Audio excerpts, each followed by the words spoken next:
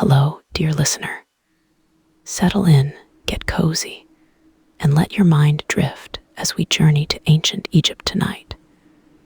We'll explore the very beginnings, when the world was new, and the gods first breathed life into creation. Our story unfolds with Ra, the sun god, and the fascinating tale of Shu and Tefnut, two of the earliest beings to emerge from the primordial waters. It's a foundational myth, gentle and wondrous, and it's the perfect way to ease into dreams. But just before we begin, if our stories help you drift off, please tap the like and subscribe buttons. In my channel, you can find Norse, Greek, and Egyptian mythology tales. Comment and tell me which myth you'd like to hear next. Your support helps us craft and shape more calm stories for fellow night owls.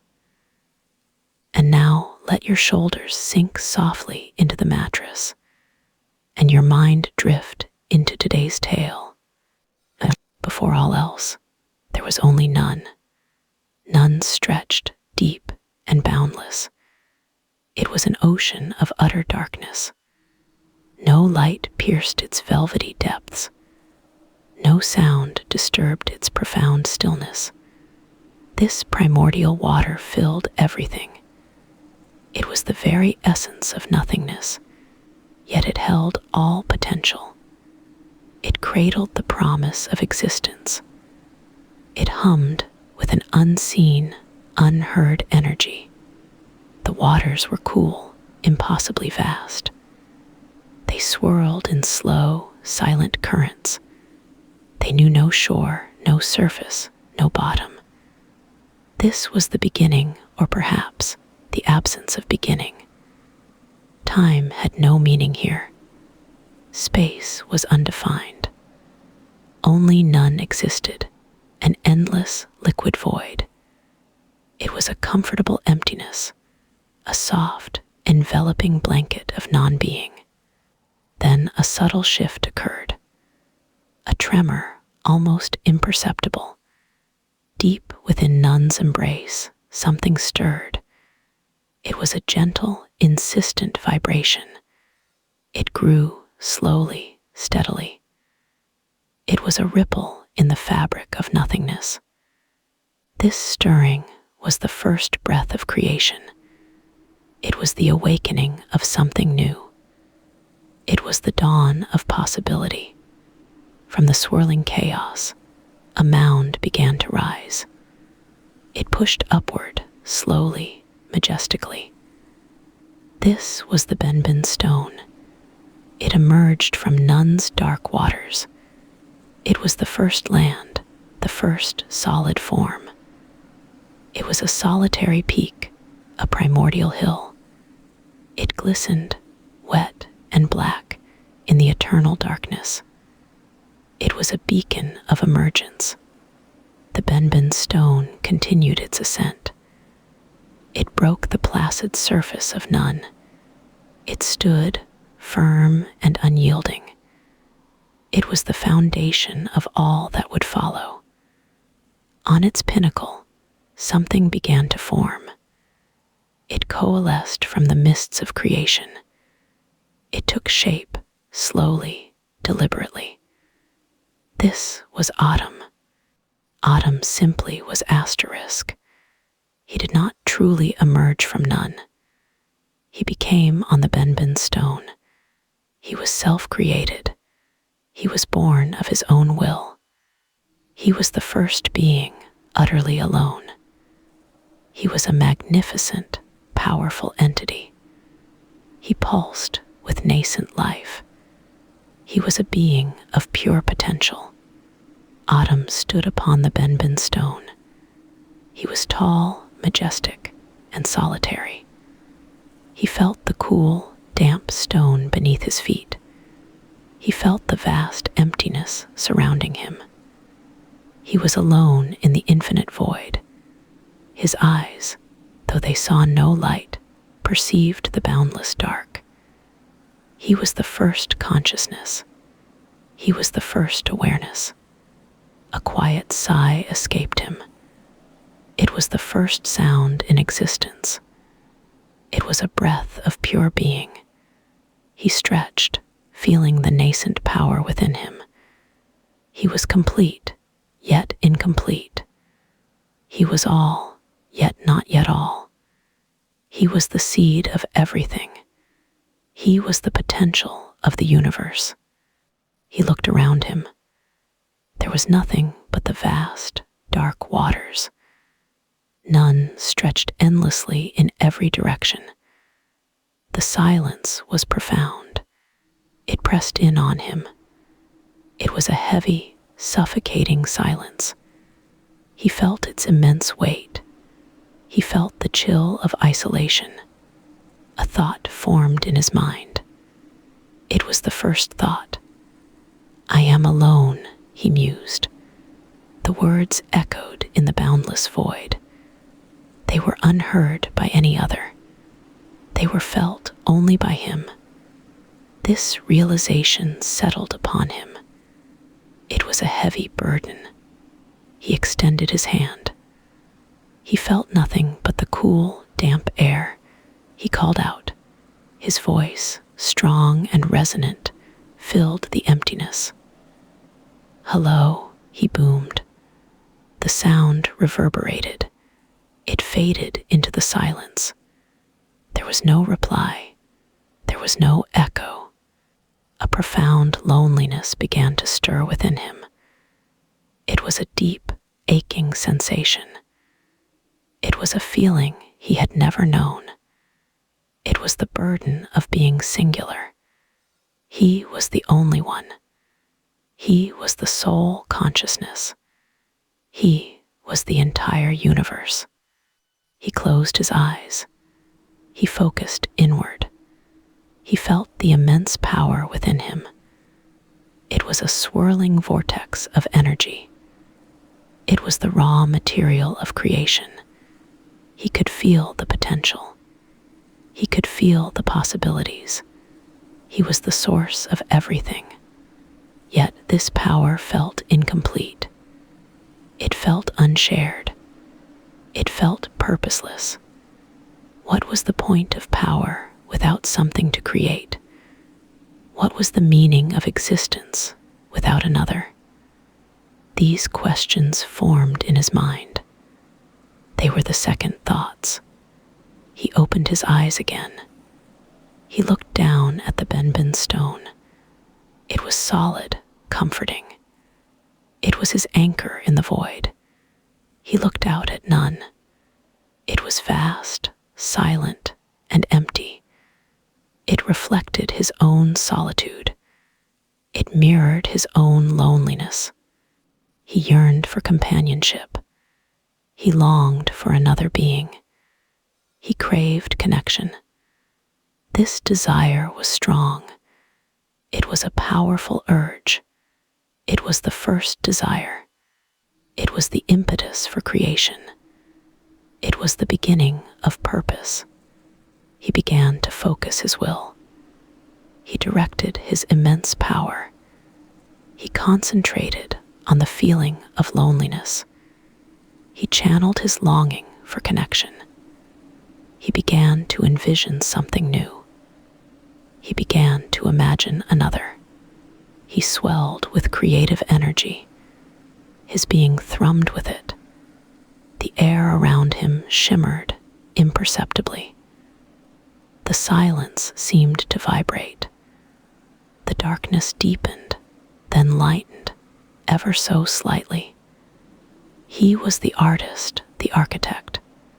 He thought of the concept of two. He thought of other. He thought of together. These ideas were new. They were revolutionary. They were the foundation of relationship. They were the beginning of multiplicity. He felt a profound urge to manifest. He felt a powerful need to bring forth. He would not be alone forever. He could not be alone forever. His very nature demanded expansion. His essence yearned for expression. A warmth began to spread through him. It was a comforting warmth. It was a creative warmth. It was the warmth of purpose. It was the heat of becoming. He was no longer just existing. He was beginning to create. He raised his hand. He extended his arm. He focused his energy. He directed his will. He began the process of generation. He would bring forth life. He would fill the void. He would end his solitude. He concentrated deeply. He used his immense power. He focused his intention. He felt a stirring within his own being. It was a deep, internal movement. It was a profound, internal shift. It was the beginning of self-replication. He thought of the breath. He thought of the wind. He thought of the air. He thought of the very essence of life. He focused on these concepts. He imbued them with his creative power. He willed them into being. Then, with a gentle exhalation, he began to breathe. It was the first breath of creation. It was a soft, warm gust. It was the beginning of wind. It was the birth of atmosphere. It was the first movement of air. From his very breath, something began to form. It coalesced from the ethereal mist. It took shape, slowly, gently. It was not solid, not liquid. It was subtle, invisible. It was the essence of air. This was Shu. Shu was the air. Shu was the breath of life. Shu was the very space between things. He was the first sun. He was the first emanation. He was the first answer to Autumn's loneliness. Autumn watched him form. He saw Shu take shape. He felt a profound sense of relief. He felt a surge of joy. He was no longer alone. He had brought forth another. He had begun the process of creation. But Autumn was not finished. He felt another stirring. He felt another urge.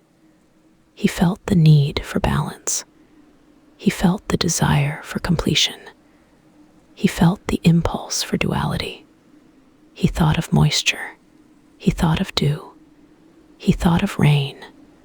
He thought of the very essence of water. He focused on these concepts. He imbued them with his creative power. He willed them into being. Then, with a soft emission, something else formed. It coalesced from the ethereal mist. It took shape, slowly, gently. It was not solid, not air. It was subtle, invisible. It was the essence of moisture. This was Tefnut. Tefnut was the moisture. Tefnut was the dew of life. Tefnut was the very essence of water. She was the first daughter. She was the second emanation. She was the second answer to Autumn's loneliness. Autumn looked upon them both.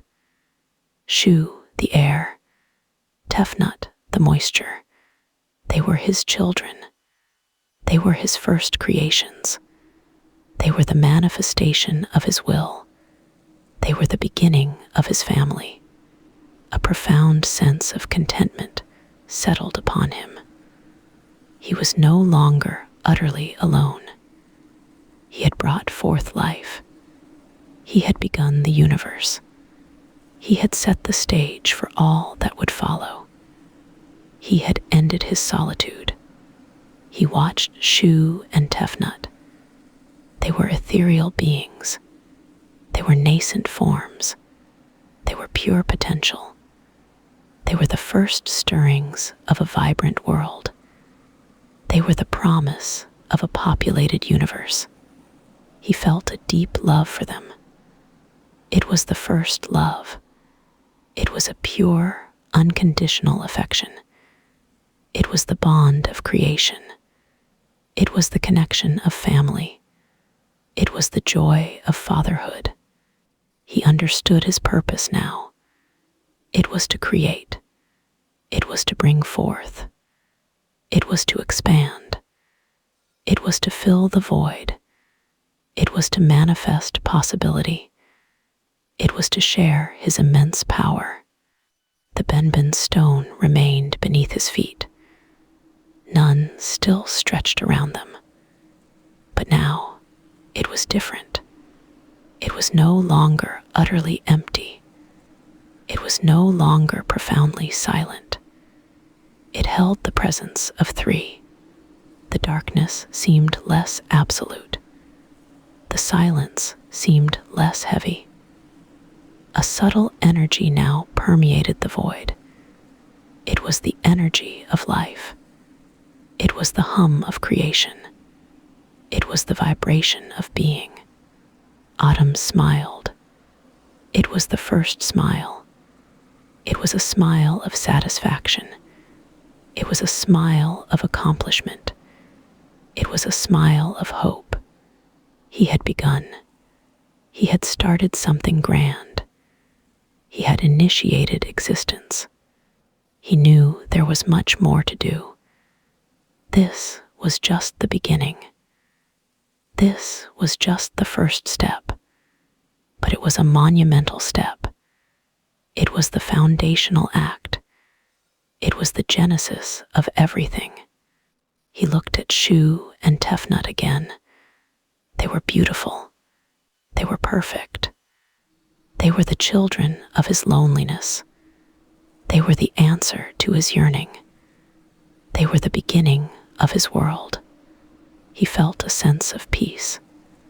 The immense burden of solitude had lifted. The weight of being singular had eased. He was now a creator.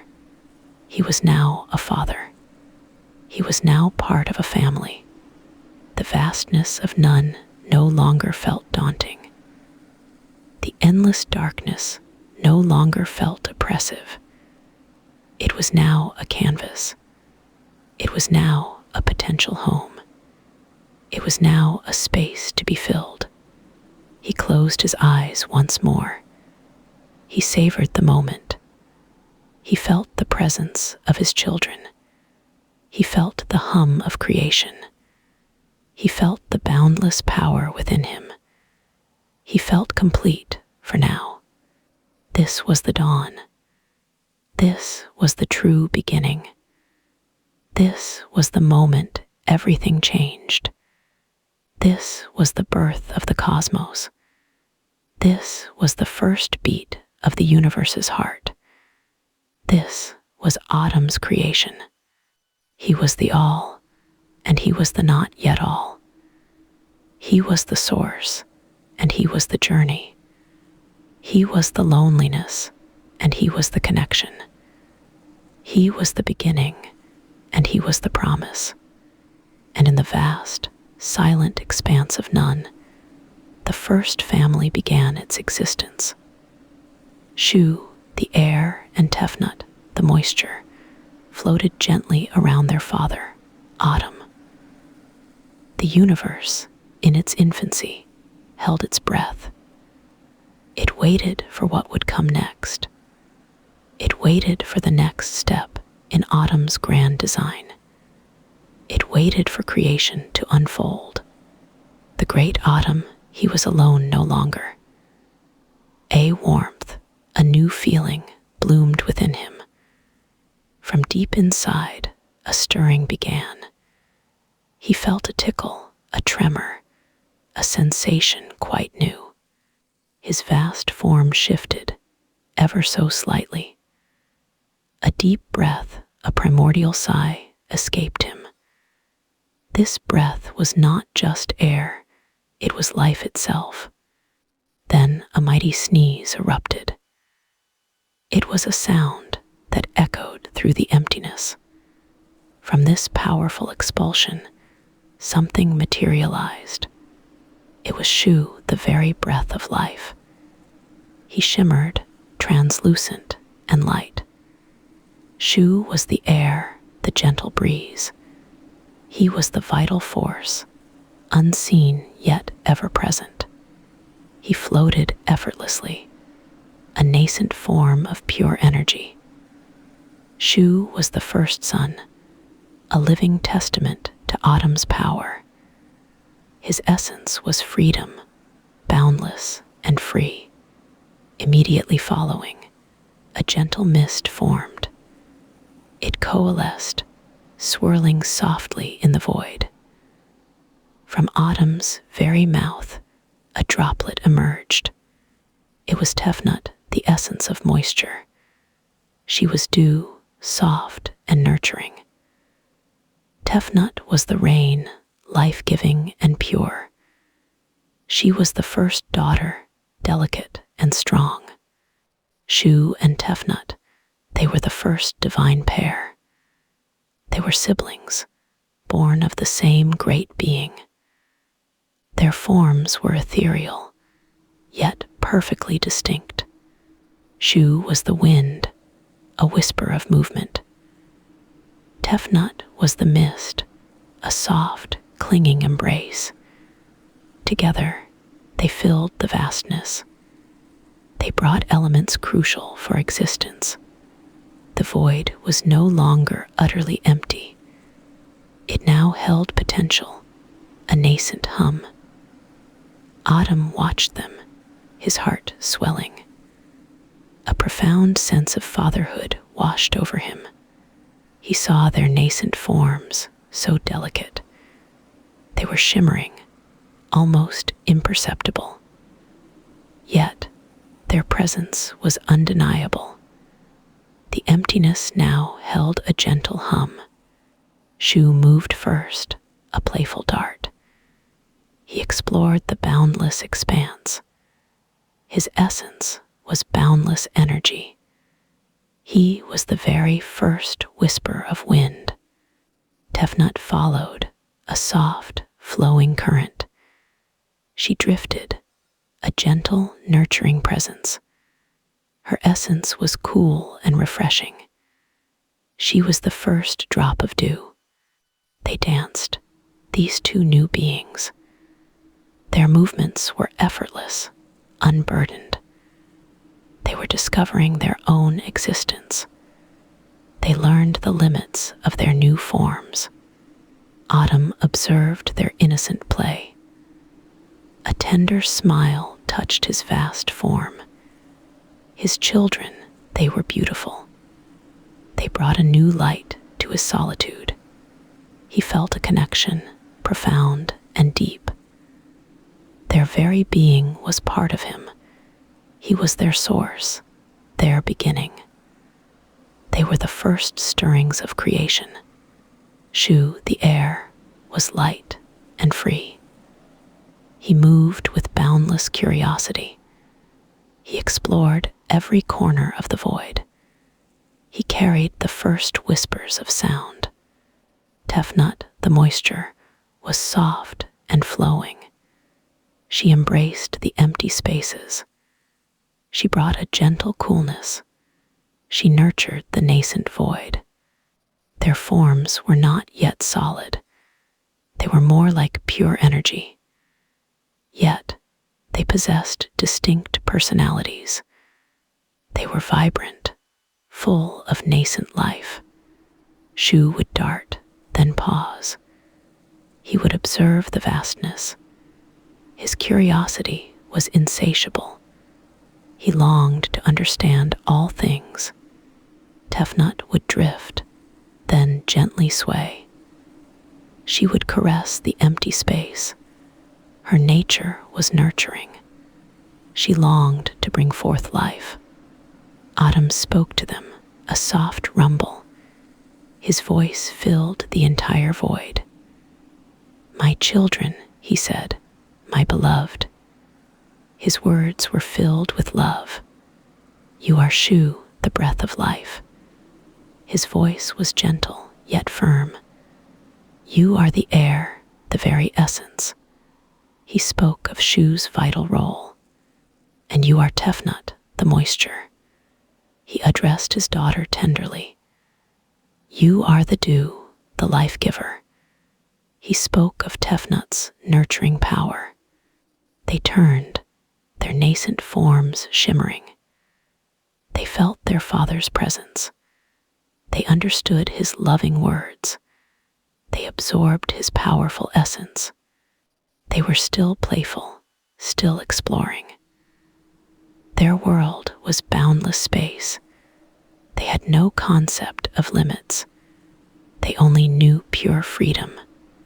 Shu would playfully chase Tefnut. His airy form would envelop her. She would giggle, a soft, watery sound. Their laughter filled the emptiness. Tefnut would playfully elude Shu. Her misty form would dissipate. She would reform, then drift away. Their joy was truly boundless. Autumn watched them with adoration. Their play was a beautiful sight. It brought a vibrant energy. It filled his vast solitude. But a flicker of worry also arose. The vastness was truly immense. They were so small, so delicate. They could easily wander far. He loved their playful exploration. He cherished their youthful joy. Yet, he felt a paternal instinct. He needed to keep them safe. He extended his vast, ethereal arms. They were not really arms. They were more like fields of energy. They encompassed his new children. He drew them gently closer. They felt his loving presence. They nestled within his warmth. They felt completely secure.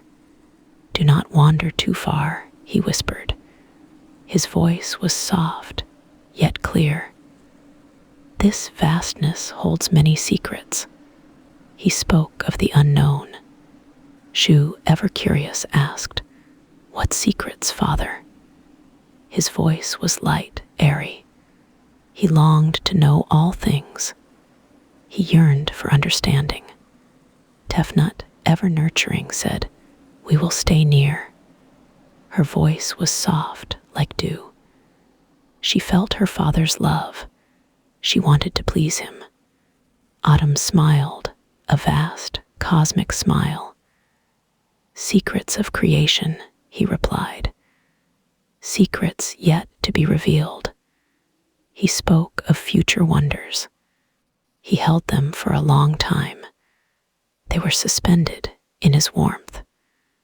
They felt completely cherished. They knew true paternal love.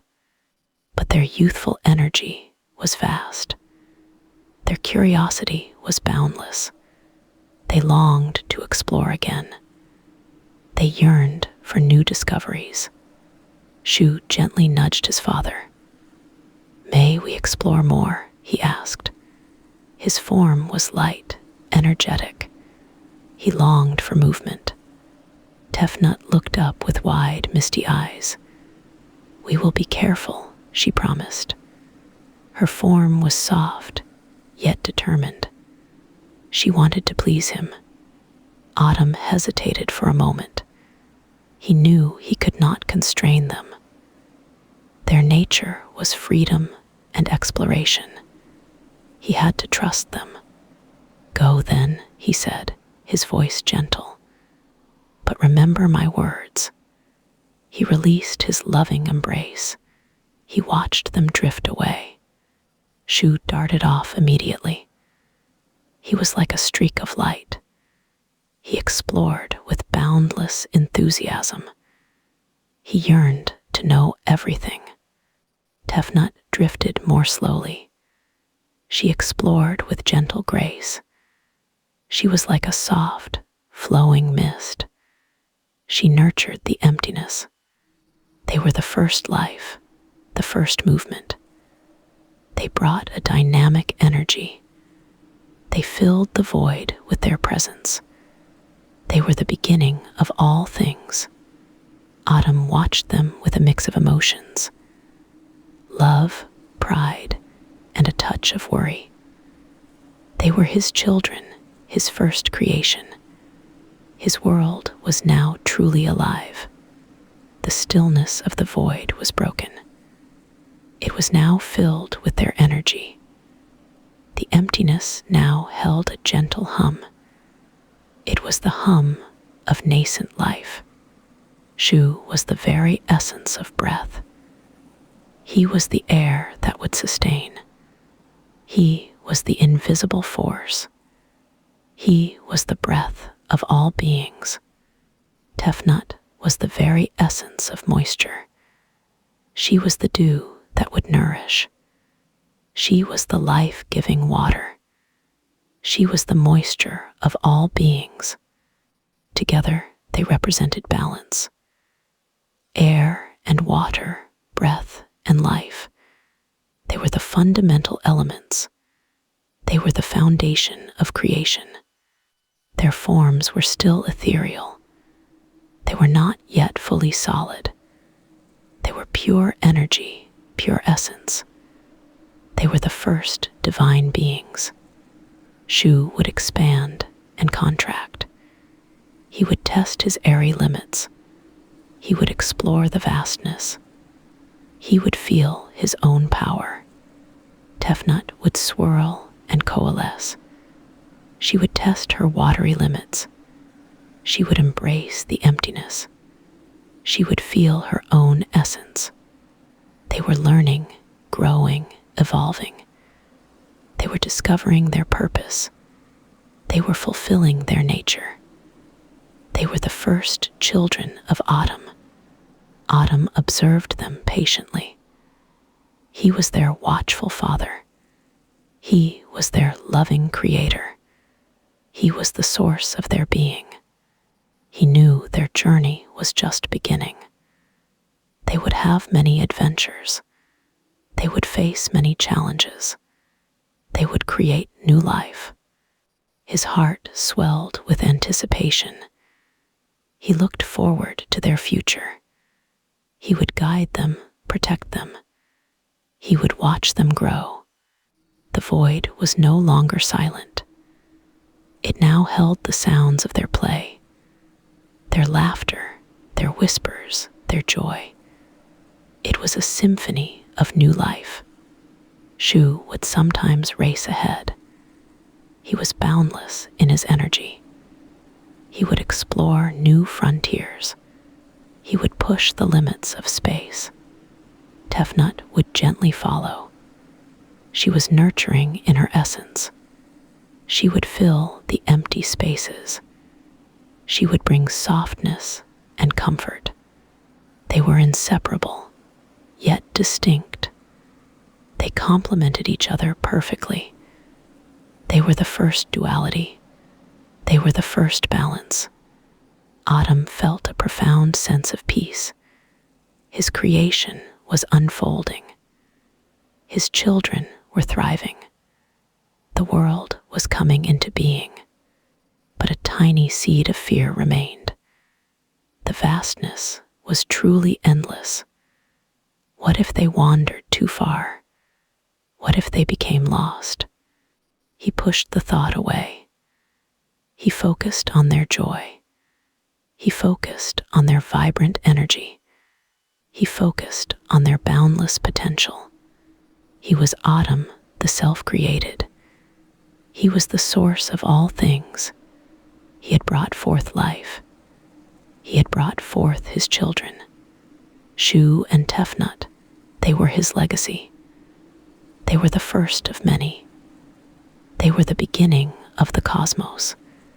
They were the first divine pair. Their forms were light, almost transparent. They moved with effortless grace. They were the breath and the moisture. They were the essence of life. The void was slowly transforming. It was no longer just emptiness. It was now a canvas for life. It was a cradle for creation. Adam breathed a deep, contented sigh. His children were a marvel. Their presence filled him with joy. His solitude was finally over. He watched them, his gaze loving. He saw their potential, their power. He saw their innocence, their beauty. He saw the future in their forms. The first breath, the first moisture. Shu and Tefnut, the divine pair. Their journey had just begun. The cosmos awaited their touch. Adam felt a deep sense of relief. He was no longer truly alone. His children were with him. His creation was truly underway. Shu would sometimes brush against Adam. He would feel his father's warmth. He would feel his father's love. He would feel his father's power. Tefnut would sometimes rest near Adam. She would feel his gentle presence. She would feel his nurturing love. She would feel his infinite wisdom. They were connected eternally. Father and children, creator and created. Their bond was unbreakable. Their love was boundless. The emptiness had transformed. It was now a vibrant space. It was filled with movement, with sound. It was filled with nascent life. Adam's work was far from done. But this first step was crucial. He had brought forth the elements. He had brought forth his children, Shu and Tefnut, the first beings. They were the foundation of all. They were the breath and the moisture. They were the beginning of life. And Adam watched them, ever vigilant. His love was boundless, eternal. His children were his greatest joy. His creation was his purpose. The young gods, Shu and Tefnut, danced with joyful abandon. They spun away from their father, Adam, into the vast, dark emptiness. Their laughter echoed, light and carefree, through the boundless void. They chased each other, a playful swirl of nascent life and mist. Shu, the god of air, felt the exhilarating freedom of movement. He soared on unseen currents, a whisper of wind. Tefnut, the goddess of moisture, drifted like a gentle cloud. She shimmered, a soft, luminous vapor. They ventured further, their curiosity boundless, their youthful spirits untamed. The darkness, once daunting, now seemed an inviting playground. They explored its depths, oblivious to the growing distance. Each playful leap carried them further from their origin. Adam, who was now known as Ra, watched them go. A warm, golden glow emanated from his being. He cherished their vibrant energy, their innocent delight. He saw them as extensions of himself, precious and beloved. Yet, as time stretched, a subtle unease began to stir within him. The playful sounds of their laughter grew faint. The shimmering light of Tefnut, the airy presence of Shu, slowly receded. A quiet stillness settled around him. Ra waited, patiently at first, for their return. He imagined their joyful reunion, their stories of exploration. He pictured their tired, happy faces, ready for rest. But the silence deepened, growing heavier with each passing moment. His golden light, usually so radiant, seemed to dim slightly. A shadow of worry, a faint tremor of anxiety, touched his heart. Had they truly gone so far? Had they lost their way in the boundless, unformed cosmos? A cold dread began to creep in. His children, his beloved creations, were adrift. They were lost in the primordial darkness. The vastness of the void, once a canvas for creation, now felt like a gaping maw. Ra's worry intensified, turning into a profound sadness. His heart ached with their absence. He longed for their return, for the sound of their voices. The emptiness around him felt immense, a stark reminder of their disappearance. He called out to them, his voice a deep, resonant hum. Shu, Tefnut. His call echoed, vast and mournful, through the silence. No answer came, only the hollow reverberation of his own plea. His sorrow grew, a heavy weight within him. He felt a deep loneliness, a profound sense of loss. The world, still unformed and dark, seemed to mirror his despair. It was an empty canvas without their light. Ra knew he could not simply wait. He had to act. He had to find them. But how? The darkness was infinite, a labyrinth of nothingness. He needed a part of himself, a powerful extension, to venture forth. He focused his immense power, his divine essence. From the very core of his being, a brilliant, singular entity began to emerge. It was his eye, a potent manifestation of his will and his sight. The eye of Ra pulsed with immense energy. It was not merely an organ, it was a living, sentient force. It glowed with an intense, fiery light, piercing the surrounding darkness. It was a beacon of hope. Go, Ra commanded, his voice filled with determination. Find my children. Bring them back to me. The eye understood its sacred mission.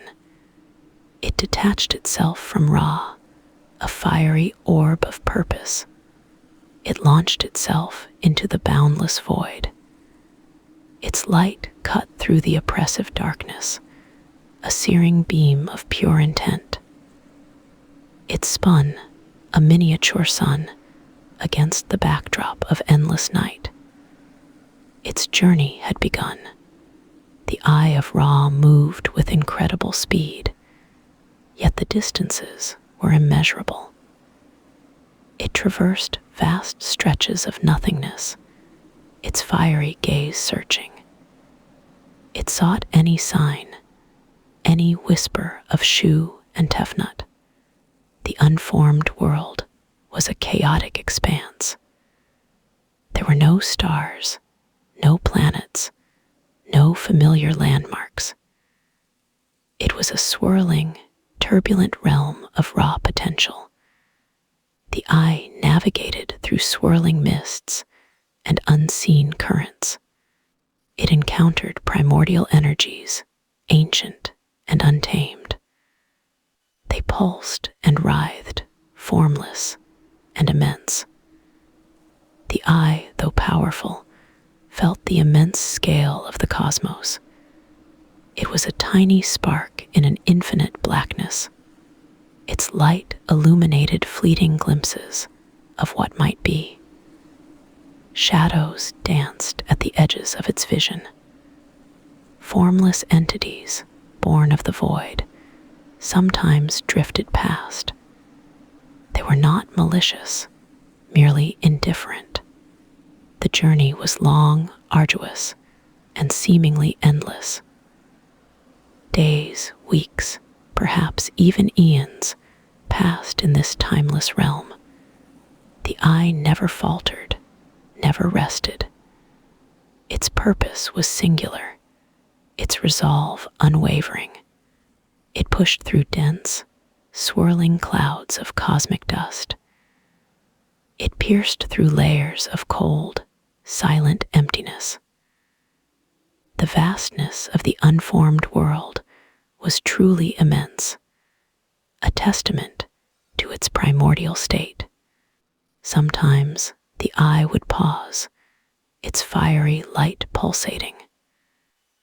It would extend its sight, sending out tendrils of energy.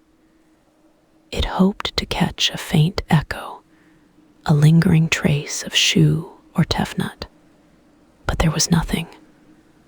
Only the silence of the void, the vast, echoing emptiness.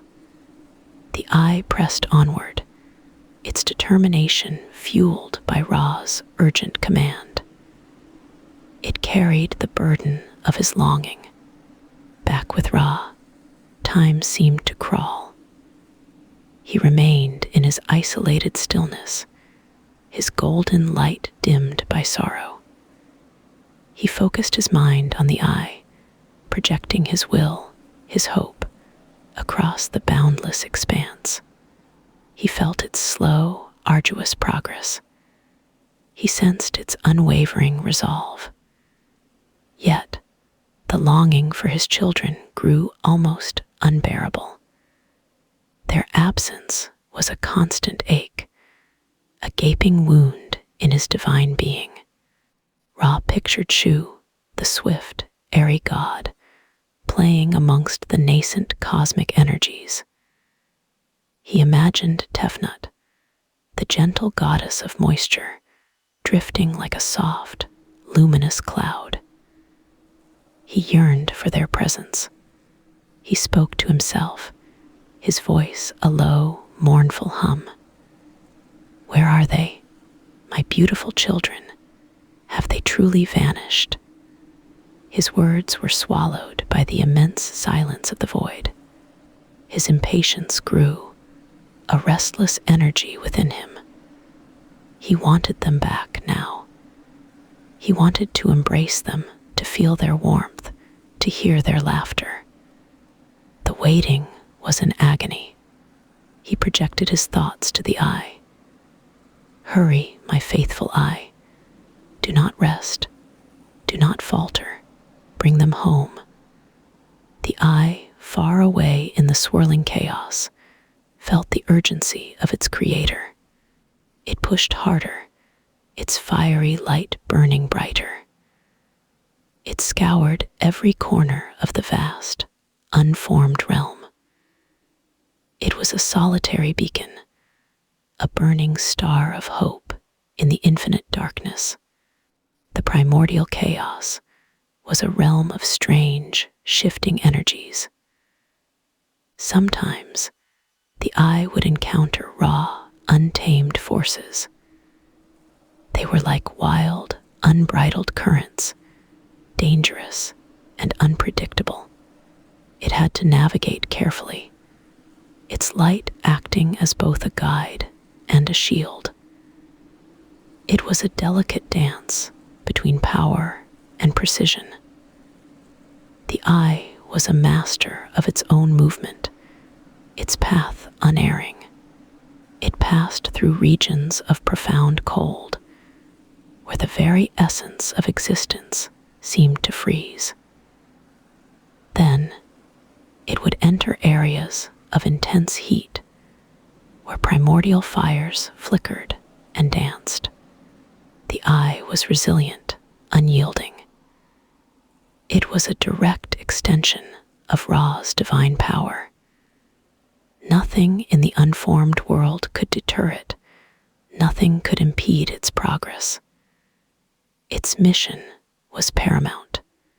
It continued its relentless search, its fiery gaze sweeping across the vastness. It peered into every dark crevice, every swirling vortex of nascent energy. It left no stone unturned, no shadow unexamined. The silence of the void was profound, broken only by the hum of its own energy.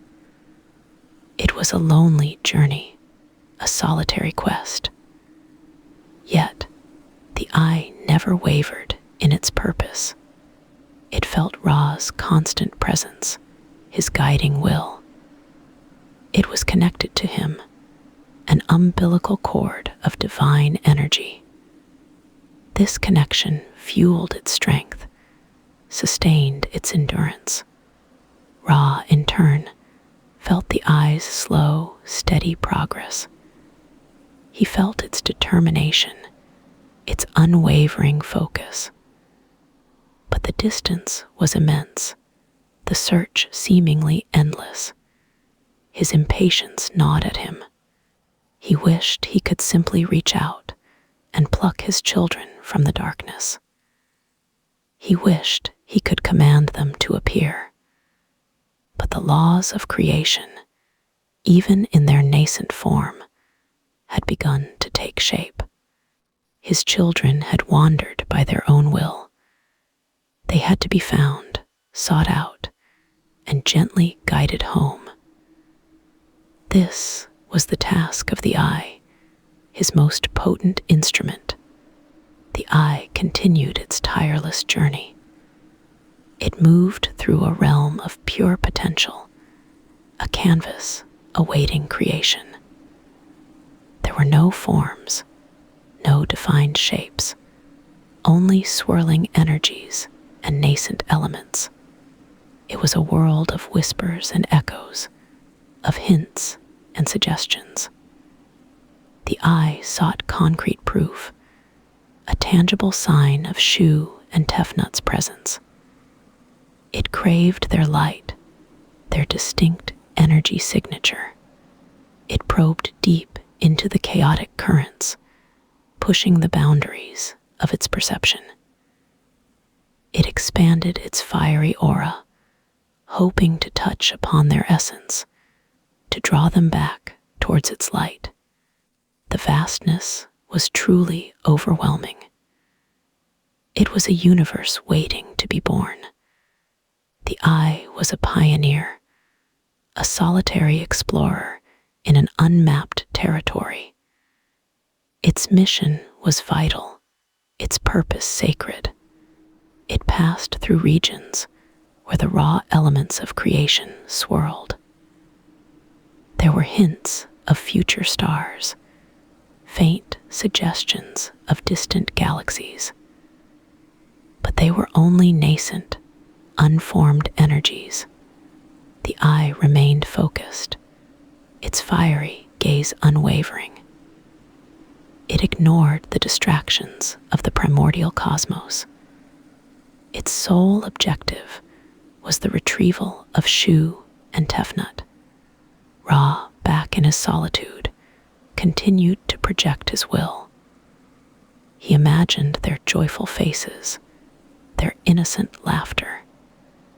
He held onto these images, these memories, to sustain him.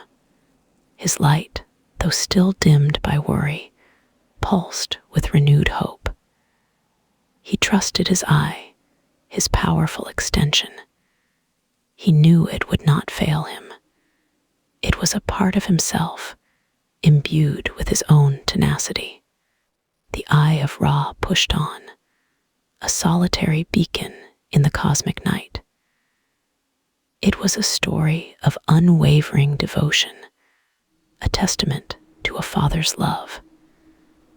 Its journey through the unformed chaos was a testament to its enduring power. It was a journey of patience, perseverance, and ultimately, hope. The eye moved with an unhurried grace, yet with an underlying urgency. It was a dance between divine power and cosmic vastness. The primordial darkness stretched before it, an endless expanse. The eye of Ra continued its tireless quest, its fiery light cutting a path through the boundless void. Resolute in its sacred mission, the eye of Ra, shimmering with a soft, golden light, finally returned. It had journeyed far, its quest was long. Now it approached Ra, its mission was complete. A gentle hum filled the void. It was a sound of homecoming. Shu and Tefnut, wrapped in the eye's protective glow, drifted gently beside it. They were safe, they were sound. Their forms, once lost, were now visible. Relief, like a warm wave, began to spread. Ra, immense and brilliant, watched their approach.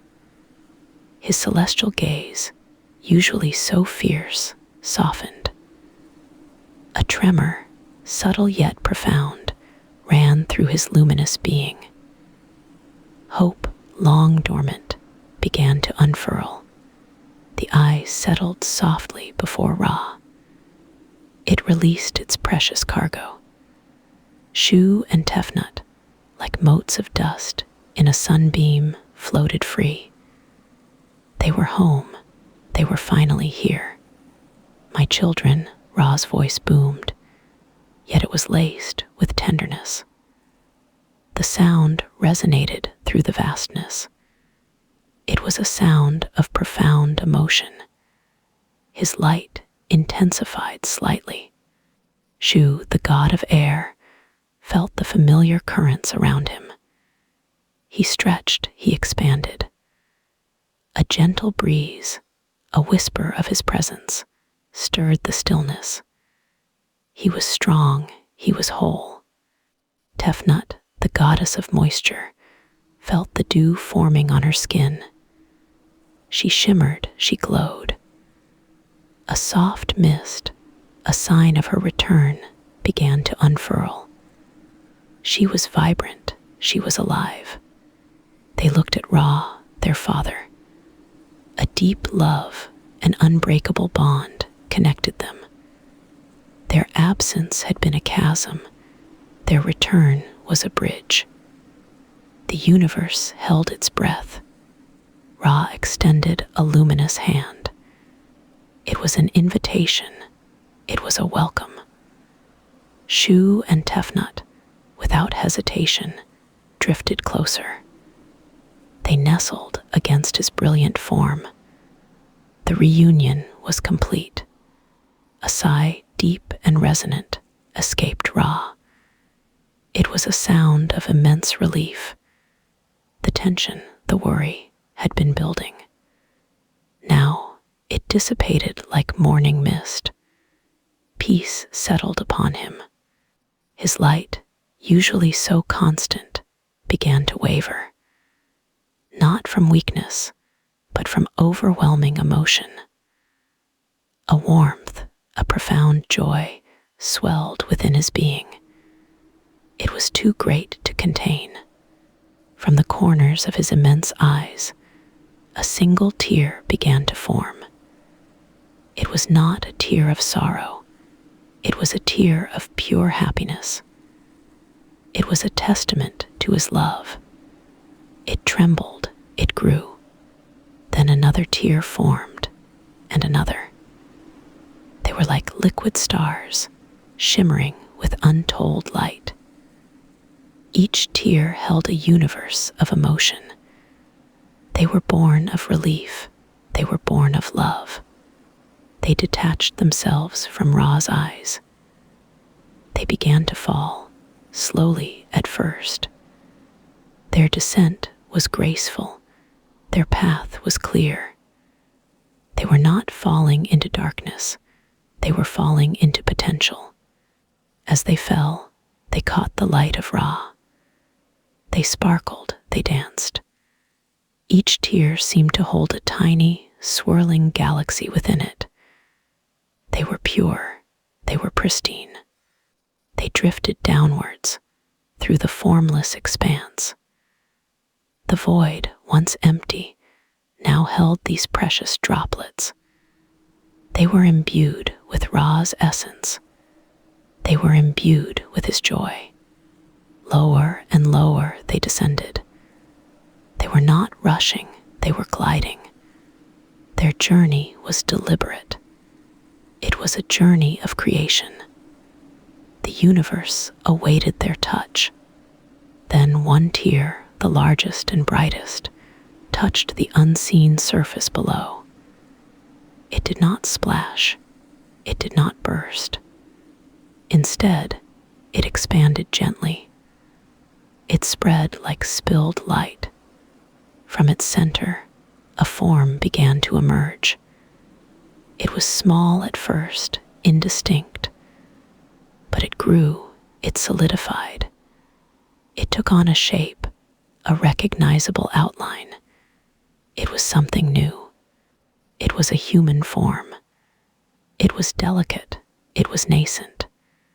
It was made of Ra's joy. It was made of his love. It was the first of its kind. Another tear touched the surface. Another form began to emerge. Then another and another. Each tear, a vessel of Ra's happiness, became a human being. They were born of light. They were born of emotion. They were born of creation. A multitude of forms began to populate the void. They were not yet awake. They were simply their asterisk. They were waiting. Ra watched them, his brilliant gaze unwavering. A new purpose, a new plan began to take shape within his mind. These beings, born of his tears, had a special destiny. He spoke again, his voice softer now, yet still resonating. "My children of tears," he began. His words were a blessing, his words were a gift. "You are born of my joy. You are born of my relief," he continued. "Your existence is a testament to love." His light pulsed gently. It was a silent affirmation. They were truly special. "You shall be humanity," Ra declared. The name, a sacred utterance, echoed through the vastness. It gave them identity. It gave them purpose. They were now named. "You shall tend to the world I will create," Ra instructed. His vision was clear. His plan was grand. The world was yet to be, but its caretakers were already here. "You shall nurture it," he continued. "You shall cultivate it." His words were a gentle command. They were a sacred trust. They were a divine instruction. "You shall cherish all life upon it," Ra emphasized. This was paramount. This was essential. They were to be stewards. They were to be protectors. "You shall reflect my light," he added. His light was creation. His light was life. Humanity was to be a mirror. They were to be a reflection. "You shall reflect my love," Ra concluded. This was their ultimate purpose. This was their highest calling. They were to embody Ra's essence. They were to embody his heart. A soft glow emanated from the newly formed humans. It was a reflection of Ra's light. It was a sign of their divine origin. They stirred gently, almost imperceptibly. They were still nascent, still dreaming. But the purpose had been sown within them. The seed of their destiny had been planted. They awaited their awakening. Shu and Tefnut, still nestled against Ra, watched the new creations. A sense of wonder filled them. They had been lost. Now, life was abundant. The universe was expanding. Shu felt a new stirring within the void. It was the breath of humanity. It was the life force of new beings. He was connected to them. He was their very air. Tefnut felt a new moisture in the atmosphere. It was the essence of humanity. It was the vital fluid of new life. She was connected to them. She was their very sustenance. Ra, serene and powerful, bathed his children in his light. The reunion had brought forth more than just joy. It had brought forth life. It had brought forth purpose. The vastness of the void began to feel less empty. It was no longer just Ra, Shu, and Tefnut. Now, there was humanity. The tapestry of creation was growing. The silent promise of a world yet to be formed hung in the air. It would be a world for humanity. It would be a world tended by them. It would be a world of Ra's design. The tears of joy had been powerful. They were not just tears, they were sparks of life. Each tear, a tiny universe of potential, had ignited. They were truly miraculous. The new human forms floated gently. They were peaceful, they were pure. They carried the imprint of Ra's happiness. They carried the blueprint of his love. Their purpose, clear and resonant, settled within their nascent souls. To tend the world, to nurture life, to reflect Ra's light, to reflect his love. It was a sacred calling. The gentle hum of creation continued. It was a lullaby for the newly born.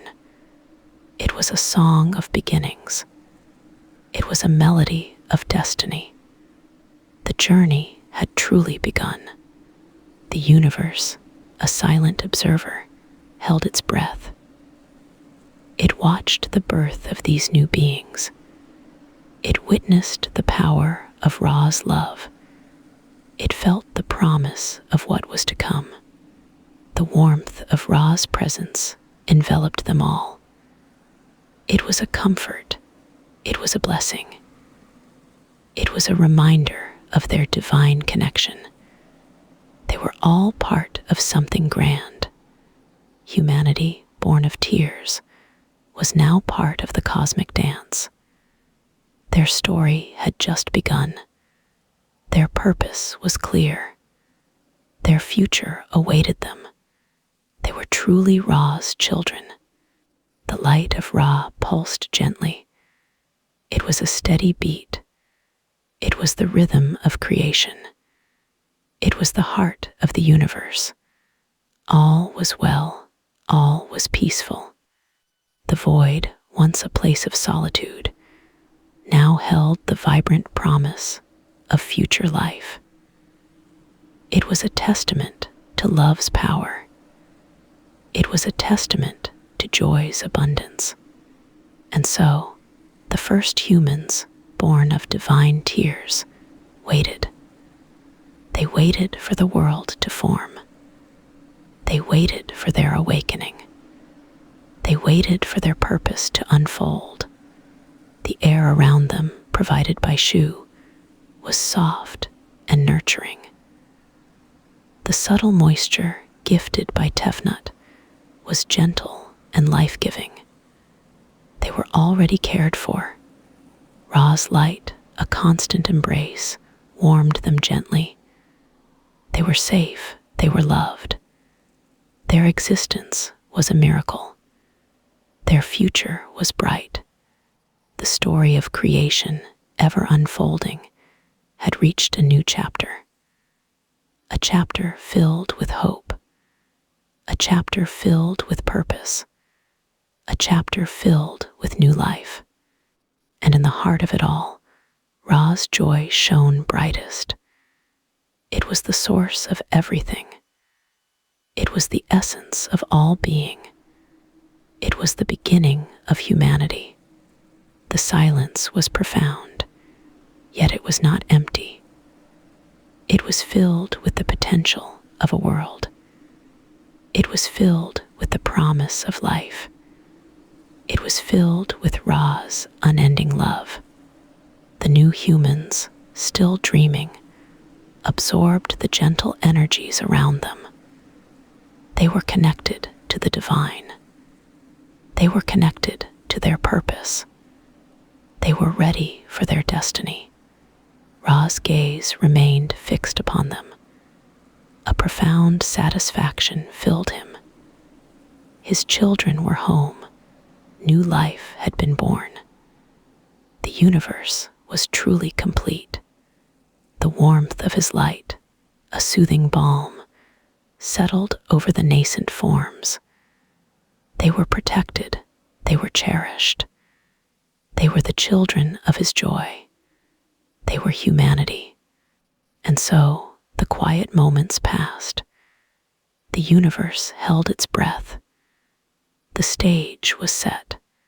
The players were ready. The grand story would continue. The air, once still and empty, now hummed with a gentle warmth. Shu and Tefnut, entwined in a silent, cosmic embrace, felt a new energy stir within them. Their forms, luminous and ethereal, pulsed with synchronized light. From their profound union, a shimmering mist began to coalesce. It swirled, slow and deliberate, between them. This mist was not just vapor, it was life, nascent and potent.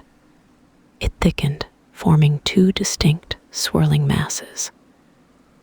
One was deep and rich, like fertile soil. The other was vast and sparkling, like a clear night sky. These were their children, born of love and cosmic purpose. The first mass solidified into a strong, recumbent figure. This was Jeb, the earth. His form was sturdy, grounded, a foundation for all that would grow. His skin glowed with the deep, warm hues of rich loam.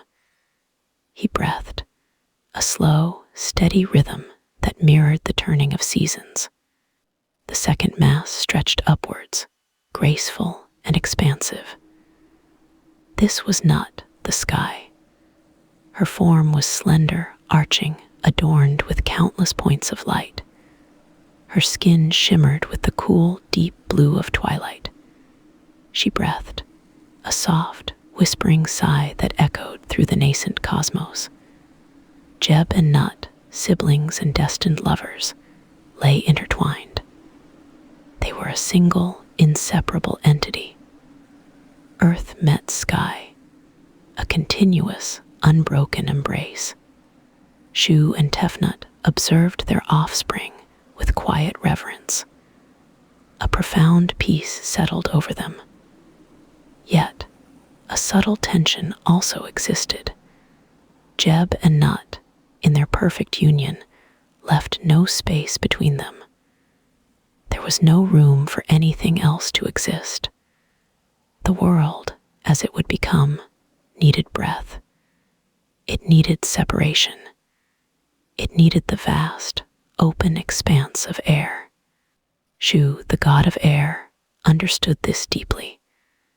His very essence was space, breath, the vital emptiness that allowed for movement. He knew his role was pivotal. He approached his children with a gentle determination. His hands, luminous and strong, reached out. They hovered above Nut, then descended towards Jeb. A soft, warm light emanated from his palms. He began to lift. Slowly, almost imperceptibly, Nut began to rise. Her starry form stretched upwards, away from Jeb. A soft, mournful sigh escaped her lips. She longed to remain intertwined with her beloved brother. Yet, a greater cosmic purpose was at play. Shu's strength was immeasurable, but his touch was tender. He lifted her with infinite care. Jeb, rooted and sturdy, remained below. He watched Nut ascend, a deep longing in his eyes. He felt the absence of her embrace. Yet, he also understood. His destiny was to be the foundation. His purpose was to hold all life securely. The space between them grew, expanding with every breath Shu took. This expanding void was not empty. It was filled with Shu himself. He became the air, the very substance that separated earth and sky. He was the atmosphere, the breath of the world. He was the gentle breeze and the mighty storm. His presence was everywhere, unseen yet vital. Nut stretched higher and higher. Her body arched gracefully, forming the great dome of the heavens.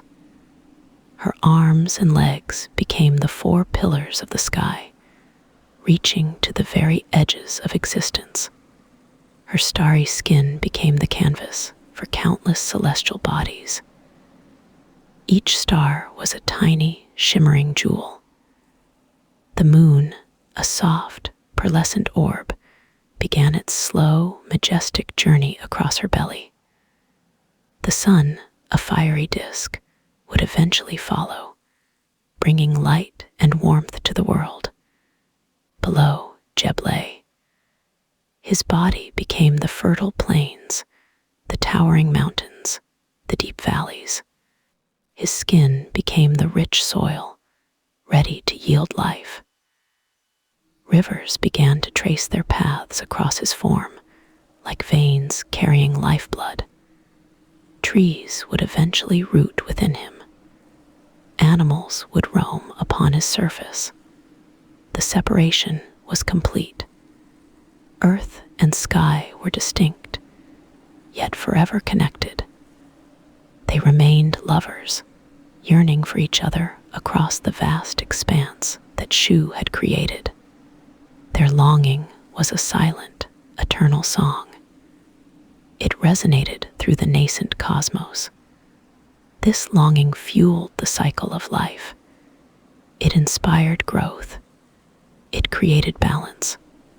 Shu, standing between them, felt profound satisfaction. He had provided the space for the world to flourish. He had created the very breath of existence. His role was not to destroy, but to enable. The world, now structured, began to breathe its first true breaths. The air, Shu's very essence, flowed freely. It carried the scent of nascent earth. It whispered through the emerging atmospheric layers. Tefnut, the goddess of moisture, watched with pride. Her tears, soft and gentle, fell as dew upon Jeb. They nourished the dry earth. They shimmered on Nut's starry skin. Her essence became the mists, the clouds, the life-giving rain. She was the humidity in the air. She was the cool, refreshing dew.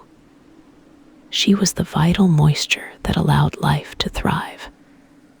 Together, Shu and Tefnut had created the fundamental structure of the cosmos. They had brought forth earth and sky. They had provided the space and the moisture. The harmony was palpable. A delicate balance had been struck. The world was no longer a chaotic void. It was a structured, breathing entity. The sun, still a distant promise, would soon rise over Nut's back. It would warm Jeb's fertile surface. The moon, a luminous sentinel, would watch over the silent nights. The stars would twinkle, countless eyes, observing the unfolding creation. Jeb, rooted and strong, felt the subtle shift. He was no longer intertwined with his beloved. Yet, he felt her presence above him. He felt the weight of her starry embrace, even from afar. His body, now vast and expansive, awaited the myriad forms of life that would soon emerge. He was the foundation, the silent, enduring bedrock. Nut, arched high above, looked down upon her brother. Her heart ached with a sweet sorrow. She longed to touch him, to feel his solid presence. Yet she knew her purpose. She was the protector of the heavens. She was the canvas for the stars. She was the veil that separated the earthly realm from the cosmic beyond. Her tears, too, fell. They were the gentle rain. They were the shimmering morning dew. They nourished the world below. Shu, ever watchful, ensured the separation remained. His boundless energy sustained the vast expanse.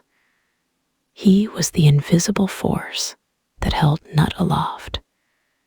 He was the gentle current that flowed between them. He was the living, breathing space. His presence was a constant reminder of the delicate balance.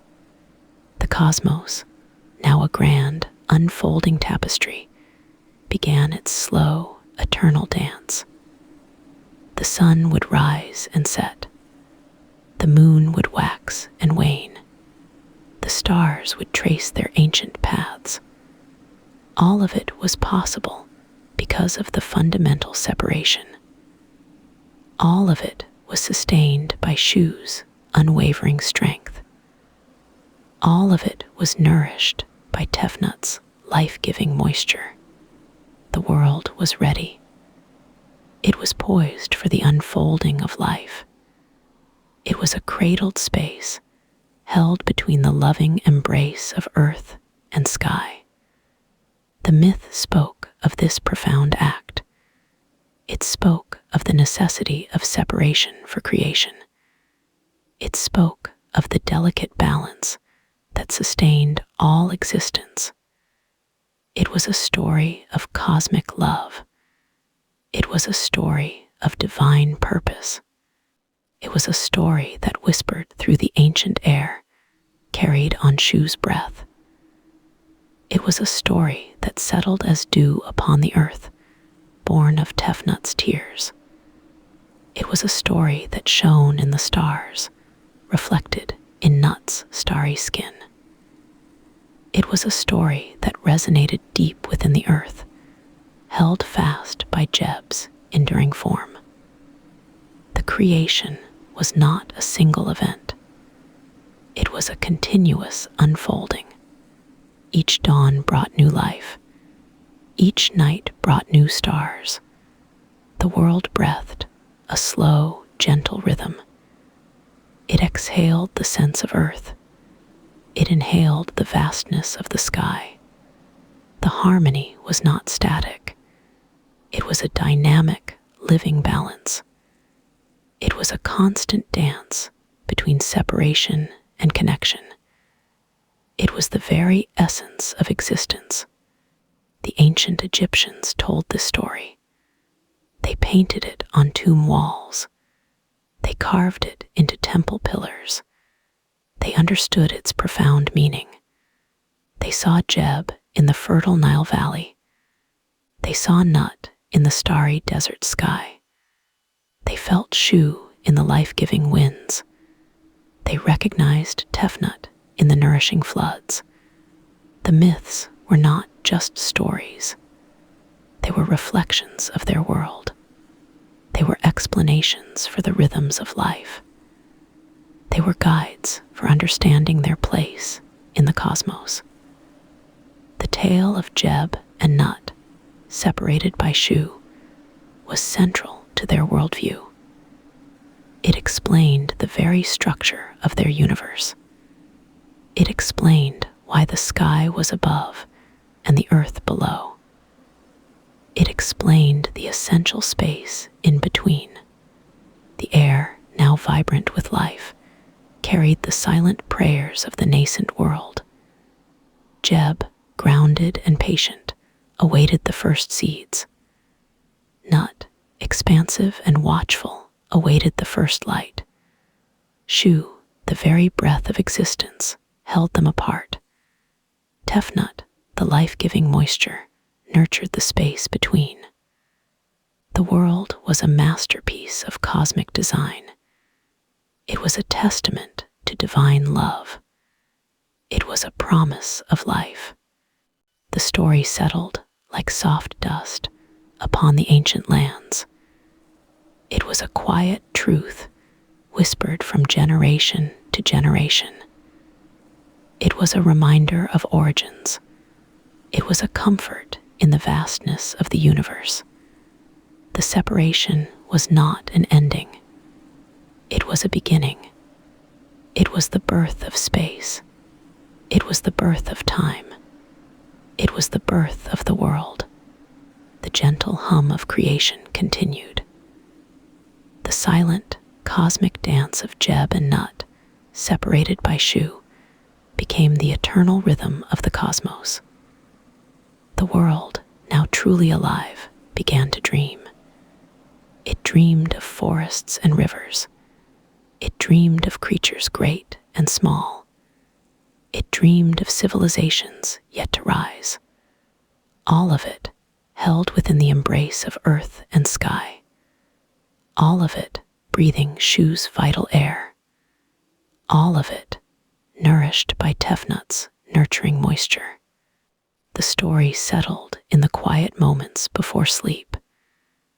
It was a soothing narrative. It painted pictures in the mind. It invited gentle rest. The vastness of the sky, the solidity of the earth, the unseen breath of the air all became part of the comfort. The ancient world, in its mythological splendor, became a soft bed for the mind. The cosmos, in its grand design, offered a peaceful embrace. The figures of Jeb and Nut, forever yearning, forever separated, became symbols of balance. Shu, the tireless lifter, became a symbol of vital space. Tefnut, the gentle nourisher, became a symbol of sustaining life. The story was complete for now. The world was formed. Its foundations were laid. The stage was set for life to flourish. The air was soft. The earth was still. The sky was vast. And in between them, the breath of creation flowed. A gentle sigh escaped the quiet air. The world was at peace. It awaited the dawn. It rested in the embrace of its cosmic parents. It dreamt of the life to come. And so, the story settled. The golden light spread gently.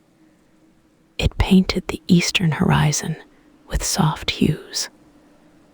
Ra, in his magnificent solar bark, began his daily voyage. This was a new dawn, a truly momentous one. His vessel, crafted from pure light, glided effortlessly. It moved across the vast expanse of the sky. The air, once cool and still, began to warm. A gentle breeze stirred, carrying the scent of nascent life. Below, the world stretched out. It was a tapestry of greens and browns. Rivers, newly formed, snaked across the landscape.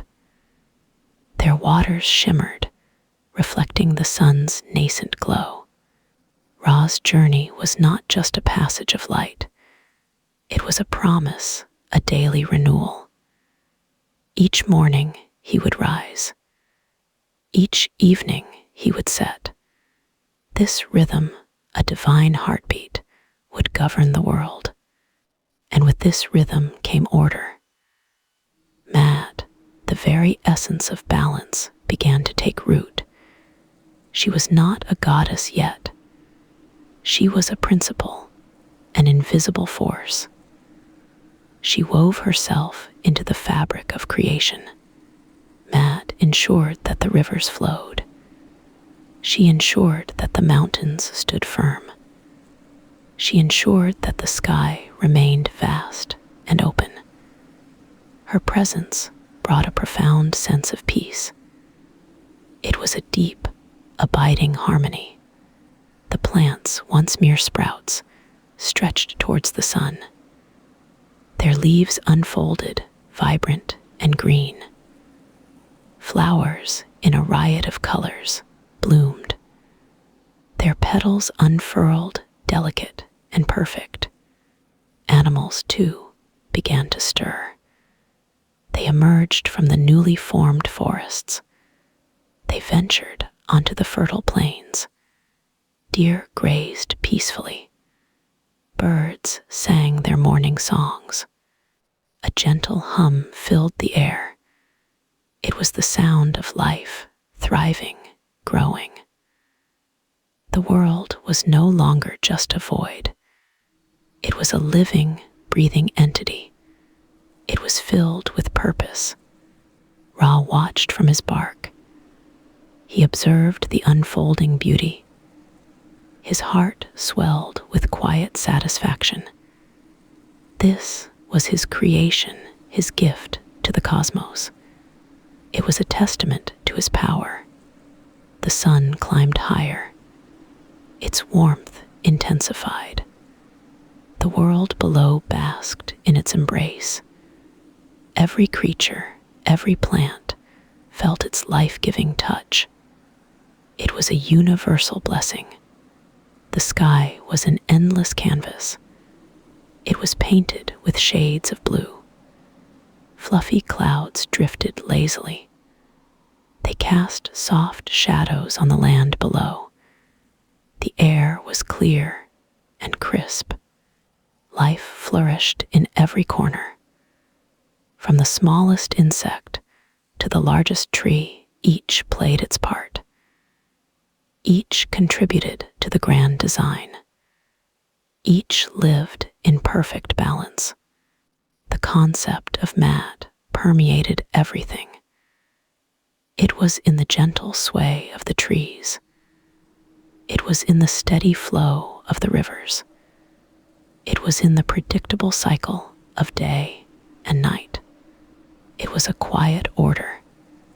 It was an unspoken law. It ensured that chaos would not return. It safeguarded the fragile beauty of creation. It preserved the nascent harmony. Ra continued his steady progress. His journey was slow and deliberate. He savored each moment. He watched over his creation with a benevolent eye. He was its guardian. The world below responded to his presence. It bloomed under his gaze. It thrived under his warmth. It was a perfect symphony of life. It was a testament to his wisdom. The sun reached its zenith. Its rays streamed down directly. The world was bathed in brilliant light. Shadows shortened. Colors deepened. Everything vibrated with energy. Yet there was no harshness. The light was gentle. The warmth was comforting. It was a nurturing embrace. It was an invitation to grow. It was a promise of continued life. The animals moved freely. They explored their new habitat. They discovered new sources of food. They found safe places to rest. They lived without fear. The plants spread their roots deep. They drew nourishment from the earth. They reached for the sky. They multiplied, covering the land. They created lush landscapes. Mad was the silent architect. She ensured that everything fit together. She prevented imbalance. She fostered cooperation. She nurtured interdependence. The world was a self-sustaining system. It was a perfect ecosystem. Each element supported the others. Each contributed to the overall well-being. It was a delicate dance. Ra felt a deep sense of contentment. He had brought order from chaos. He had brought light from darkness. He had created a world of beauty. He had established a realm of harmony. His journey continued, unhurried. He knew his responsibility. He knew his purpose. He would guide the sun across the sky. He would ensure the continuation of life. The afternoon sun began its descent. The light softened once more. Long shadows stretched across the land. The colors of the sky deepened. They became richer, more vibrant. The air grew cooler. A gentle calm settled over the world. The animals sought their resting places. The plants prepared for the night. The day's labor was done, but the work of Mad never ceased. Even in the darkness, her principles held true. The earth continued its slow rotation. The stars began to appear. The moon would soon rise. The order was ingrained. It was fundamental. It was unwavering. It was the bedrock of creation. It was the promise of tomorrow. It was the essence of existence. Ra's bark moved steadily westward. The horizon beckoned. His journey was nearing its end, but his influence would remain. His light would return. The sky transformed. It became a canvas of fiery oranges. It was painted with deep purples. It was streaked with soft pinks. It was a breathtaking spectacle. The world below reflected this beauty. The rivers shimmered with gold. The trees were silhouetted against the vibrant sky. The plains glowed with an ethereal light. A profound peace descended. It was a quiet serenity. It was a feeling of deep satisfaction. It was the culmination of a perfect day. It was the promise of another. Ra prepared for his nightly passage. He would travel through the underworld. He would face the challenges of darkness. But he would emerge victorious. He would rise again. His departure was not an end. It was a transition. It was a necessary part of the cycle. It was an integral aspect of Mad. It was the rhythm of life itself. The last sliver of sun dipped below the horizon. Darkness began to creep in, but it was not an oppressive darkness. It was a gentle, comforting blanket. The stars emerged, one by one. They glittered like diamonds. They illuminated the night sky. They provided a soft, ethereal glow. They were the silent witnesses. The moon rose, full and luminous. Its soft light bathed the land. It cast long, dancing shadows. It brought a mystical beauty to the night. It completed the celestial tableau. The world slept. It rested, recuperated. It prepared for the next day's awakening. It trusted in the cycle. It believed in the return of the sun. Mad ensured this trust. She upheld the balance. She maintained the order. She guaranteed the rhythm. She was the silent guardian of the cosmos. Ra's journey was a daily affirmation. It was a constant reminder. It was a symbol of hope. It was the promise of continuity. It was the essence of life's perpetual dance. The world, in its nascent state, was perfect. It was harmonious. It was vibrant. It was a testament to divine creation. It was a sanctuary of peace. And so, the first day ended. It concluded with a sense of profound accomplishment. It finished with a feeling of deep serenity. It was a blueprint for all days to come. The universe breathed. It expanded. It settled into its new rhythm. It embraced the order. It flourished under the watchful eye of Ra. It thrived under the guiding hand of Mad. The air was still. The sounds of the day had faded. Only the gentle hum of the cosmos remained. It was a lullaby. It was a promise. It was the whisper of eternity. And as the night deepened, the world slumbered. It dreamt of the golden light. It dreamt of the warmth. It dreamt of the life to come. It dreamt of Mad's unwavering embrace. The rivers flowed on steadily. The mountains stood firm, unyielding. The stars shone brightly, faithfully. Everything was as it should be. Everything was in its place. The initial harmony, so fragile at first, had solidified. It had become strong. It had become enduring. It had become the foundation of all existence. It was the essence of peace. Ra, in the depths of the underworld, prepared for his return. He knew the world awaited him. He knew his duty.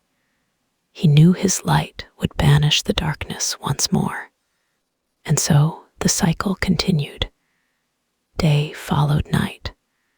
Light followed darkness. Order followed creation. And Mad, the eternal principle, guided it all. She ensured its endless, beautiful dance. The world was a testament to this dance. It was a living, breathing monument. It was a vibrant tapestry. It was a symphony of life. It was a masterpiece of creation. The gentle breeze stirred the leaves. The crickets chirped softly. The distant hoot of an owl echoed. These were the sounds of a world at peace. These were the melodies of harmony. The earth itself seemed to sigh contentedly. It had found its rhythm. It had found its purpose. It had found its place in the vastness of the cosmos. It was home. And Ra, the great creator, rested. He knew his work was good. He knew his world was secure. He knew his journey would continue. He knew his light would always return.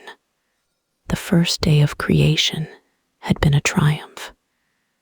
It had established the patterns. It had set the precedents. It had laid the groundwork for all that would follow. It was a perfect beginning. The stars above twinkled brightly. They seemed to whisper ancient secrets. They spoke of cosmic order. They spoke of divine purpose. They spoke of eternal harmony. The world below slept soundly. It was cradled in the arms of Mad. It was watched over by the silent moon. It was awaiting the dawn. It was awaiting the return of the sun. This was the rhythm of existence. This was the essence of life. This was the promise of creation. This was the enduring legacy of Ra. This was the unwavering truth of Mad. And so the world continued its slumber. It was a deep, peaceful sleep. It was a restorative rest. It was a preparation for the beauty of tomorrow. It was a testament to order. The silence of the night was profound. It was a sacred quiet. It was a moment of reflection. It was a time for renewal. It was a space for dreams. The air was cool and fresh. It carried the scent of dew. It hinted at the coming dawn. It promised a new beginning. It whispered of endless possibilities. The rivers continued their gentle flow. Their soft murmur was a lullaby. It echoed through the quiet landscape. It soothed the sleeping world. It promised continuity. The trees stood tall and still. Their branches reached towards the stars. They were silent sentinels. They guarded the slumbering earth. They awaited the morning light. The animals rested in their dens. They dreamt of foraging. They dreamt of playing. They dreamt of the warmth of the sun. They dreamt of the abundance of life. Matt's presence was palpable. It was a gentle embrace. It was a guiding hand. It was an unwavering force. It was the very breath of creation. The delicate balance held true. The order remained unbroken. The harmony persisted. The world was safe. It was secure. It was at peace. And Ra, far below the horizon, prepared for his ascent. His journey through the underworld was arduous, but his purpose sustained him. His light would not be denied. The world waited patiently. It trusted the cycle. It believed in the promise. It knew that the sun would rise again. It knew that light would always return. This was the profound truth. This was the eternal rhythm. This was the foundation of all things. This was the gift of creation. This was the enduring power of Mad. The night deepened, but it was a benevolent darkness. It was a time for rest. It was a time for rejuvenation. It was a necessary pause. The stars glittered, a million tiny eyes. They watched over the sleeping world. They bore witness to the unfolding story. They confirmed the cosmic order. The moon, a silver disk, cast its gentle glow. It illuminated the landscape. It softened the edges of night. It brought a sense of quiet magic. The world dreamt on. It dreamt of the golden light. It dreamt of the warmth. It dreamt of the vibrant life. It dreamt of the endless harmony. And so the first night passed. It was a night of peace. It was a night of promise. It was a night of profound serenity. It was the perfect end to a perfect day. The stage was set, the rhythm established, the order secured. The world was ready. It was ready for its journey. It was ready for its destiny. And Ra, the glorious sun, would guide it. His light would sustain it. His warmth would nurture it. His presence would ensure its flourishing. His power would protect it. The silent promise of dawn hung in the air. It was a breath held. It was a quiet anticipation. It was the certainty of renewal. It was the enduring hope of existence. The world now hummed with a quiet, new energy, a symphony of nascent life echoing through verdant valleys and across shimmering rivers. It was a world of soft, golden light that poured from Ra's benevolent gaze, painting every leaf with an ethereal glow, and gentle breezes that whispered secrets through newly formed groves, carrying the scent of rich earth and blossoming flora. Ra's creation felt complete, vibrant, and alive, a masterpiece unfurled beneath the watchful, ever-present sun. The land stretched, green and fertile, an endless tapestry of life, from the gentle slopes of nascent mountains to the winding paths of nascent rivers, each curve and contour a testament to divine artistry. The air itself felt clean, invigorating, imbued with the very essence of possibility. From Nut's starlit embrace, a cosmic womb woven from the deepest indigo and studded with glittering constellations, new life had blossomed. The celestial veil shimmered, parting like a dreamt curtain as the first of Ra's grandchildren emerged. Osiris materialized first, not with a sudden burst, but with the quiet unfolding of a lotus. He was a vision of calm assurance, his form radiating a serene light that softened the edges of the nascent world. He carried a gentle wisdom in his eyes, deep pools that reflected the vastness of the cosmos, hinting at ancient knowledge and boundless compassion.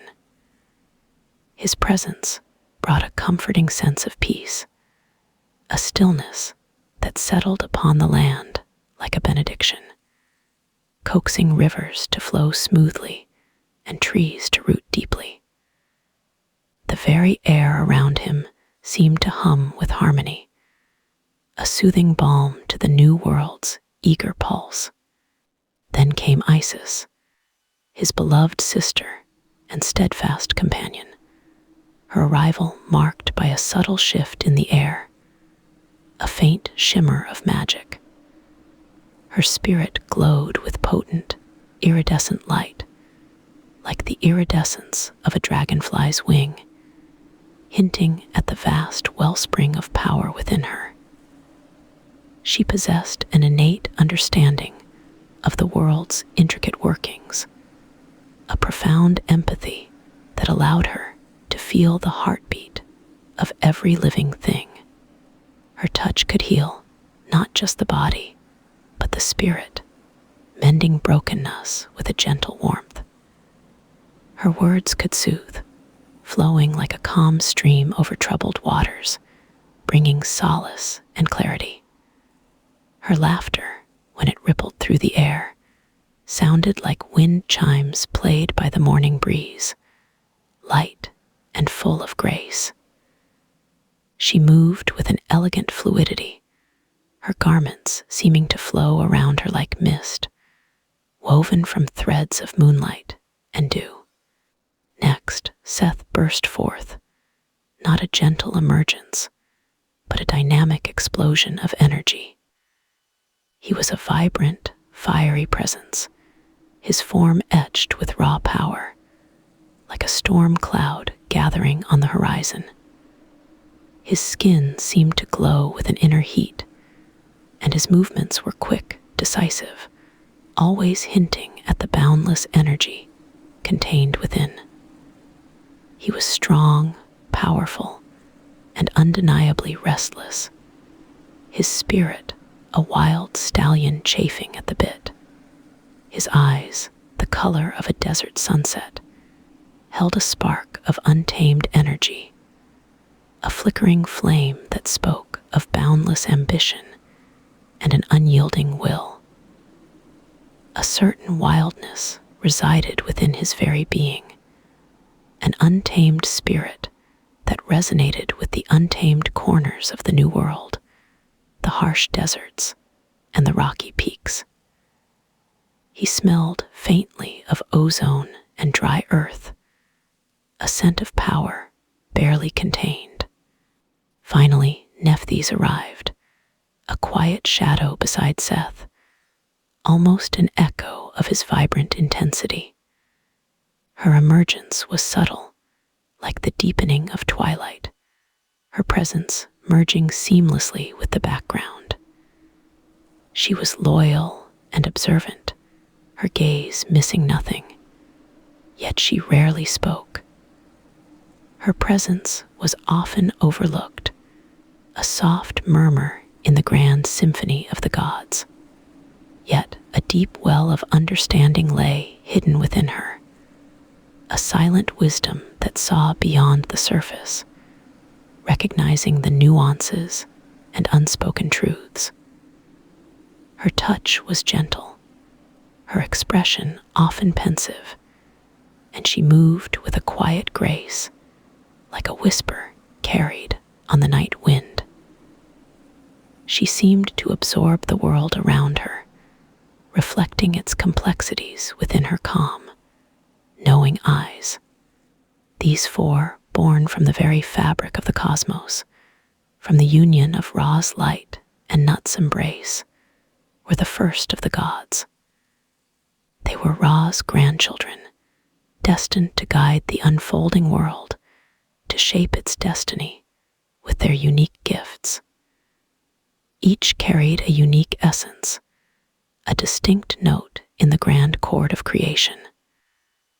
Their destinies were intertwined, like the roots of ancient trees, destined to grow and intertwine, for good or ill. Osiris, with his inherent grace, easily embraced his role as benefactor and king. He began to teach humankind the arts of civilization, not with stern command, but with patient guidance, his voice a soothing melody. He showed them how to farm the rich, black earth, how to coax sustenance from the soil, the rhythm of planting and harvesting, the sacred dance between man and nature. He taught them the joy of song and music, the magic of weaving sounds into harmonious patterns that uplifted the spirit and brought communities together. He taught them laws, not as rigid rules, but as principles for living in peace and cooperation, fostering a sense of shared purpose. He brought order to the fertile lands, guiding the Nile's yearly flood, ensuring its bounty reached every corner.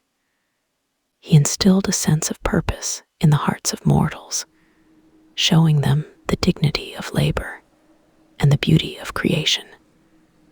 His reign was one of unparalleled peace and prosperity, a golden age where the sun always seemed to shine a little brighter. The people thrived under his benevolent hand, their laughter echoing through the valleys, their fields bursting with life, their homes filled with contentment. The very air seemed to hum with their gratitude, a sweet incense rising to the heavens. Isis, ever by his side, nurtured their growth with her boundless compassion and wisdom. She wove powerful spells of protection, shimmering shields of light that guarded against unseen dangers, her hands moving with an ethereal grace as she channeled cosmic energies. She shared ancient knowledge with the women, teaching them the healing properties of herbs, the art of midwifery, the secrets of weaving and crafting, empowering them with skills that sustained their families and communities. Her wisdom illuminated their understanding, like a beacon in the darkness, guiding them towards deeper truths and fostering a profound connection to the world around them. She moved among them, a comforting presence, her gentle touch and soft words easing their burdens and inspiring their spirits. Yet a shadow began to stir, not a physical darkness that could be seen or touched, but a subtle shift in the cosmic balance, a discordant note in the otherwise harmonious symphony of creation. It crept into the heart of Seth, a silent, insidious discontent that began to fester within him, like a thorn buried deep beneath the skin. It was born of observation, of comparison, and of a growing sense of injustice that twisted his perception. He watched Osiris with a growing sense of unease, a tightening in his chest. Osiris was loved, adored, and celebrated, his name whispered with reverence by every mortal. The people flocked to him, their faces alight with admiration, their voices raised in praise. He was their king, their teacher, their benevolent guide. His very presence brought joy, a tangible warmth that radiated outwards, embracing all who came near. Seth, however, felt overlooked, his mighty form and boundless energy seemingly invisible in the shadow of his brother's adoration. His strength, his raw power, his capacity for conquest and command seemed to go unnoticed, unappreciated. He longed for recognition, for the same outpouring of love and admiration that so freely flowed towards his brother. He craved the spotlight, the thunderous applause, the unwavering devotion. A bitter seed of envy took root in his heart, a tiny, dark kernel that began to sprout, slowly, quietly, sending tendrils of resentment through his very being. It twisted his thoughts, warping his once clear perceptions, turning the golden light of Osiris's reign into a blinding glare that obscured his own brilliance. Why was Osiris so favored? Why did the people flock to him like moths to a flame when Seth possessed strength, undeniable might, enough to conquer nations and command armies? He could lead with an iron fist, forge an empire, demand obedience. He could build, yes, but he could also destroy, dismantle, reshape. He began to chafe under the perceived injustice, a burning irritation that grew with each passing day. His fiery spirit yearned for more, not just a share of power, but absolute and unquestioned dominion. He wanted to rule, to impose his will, to carve his own legacy into the fabric of the world, a legacy born of power, not peace. His youthful exuberance, once a vibrant force, slowly morphed. It became a simmering resentment, a slow burn that consumed his inner peace. His quick temper, once a fleeting spark, flared more frequently, like dry tinder catching fire. His patience, never his strongest virtue, wore thin, fraying at the edges until it threatened to snap. The very air around him seemed to crackle with his suppressed frustration. He would often retreat to the desolate lands, to the harsh, unforgiving deserts where the sun beat down relentlessly and the winds howled like hungry spirits.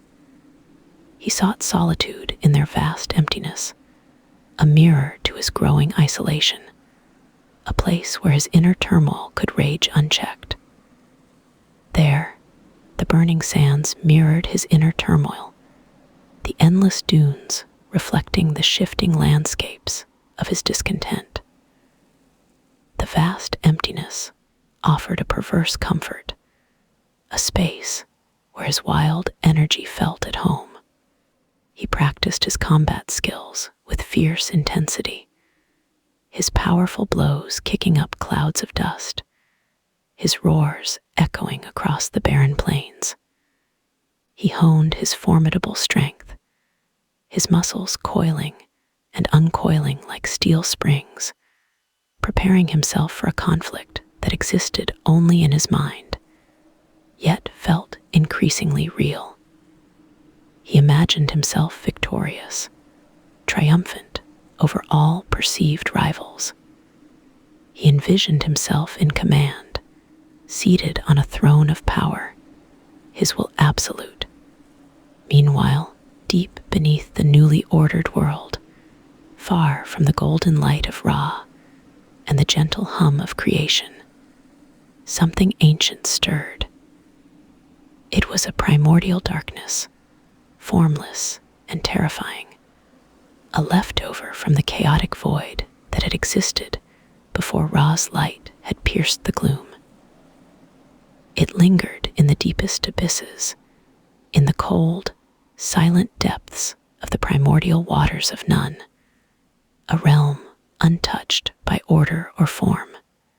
From this formless void, a monstrous serpent began to awaken.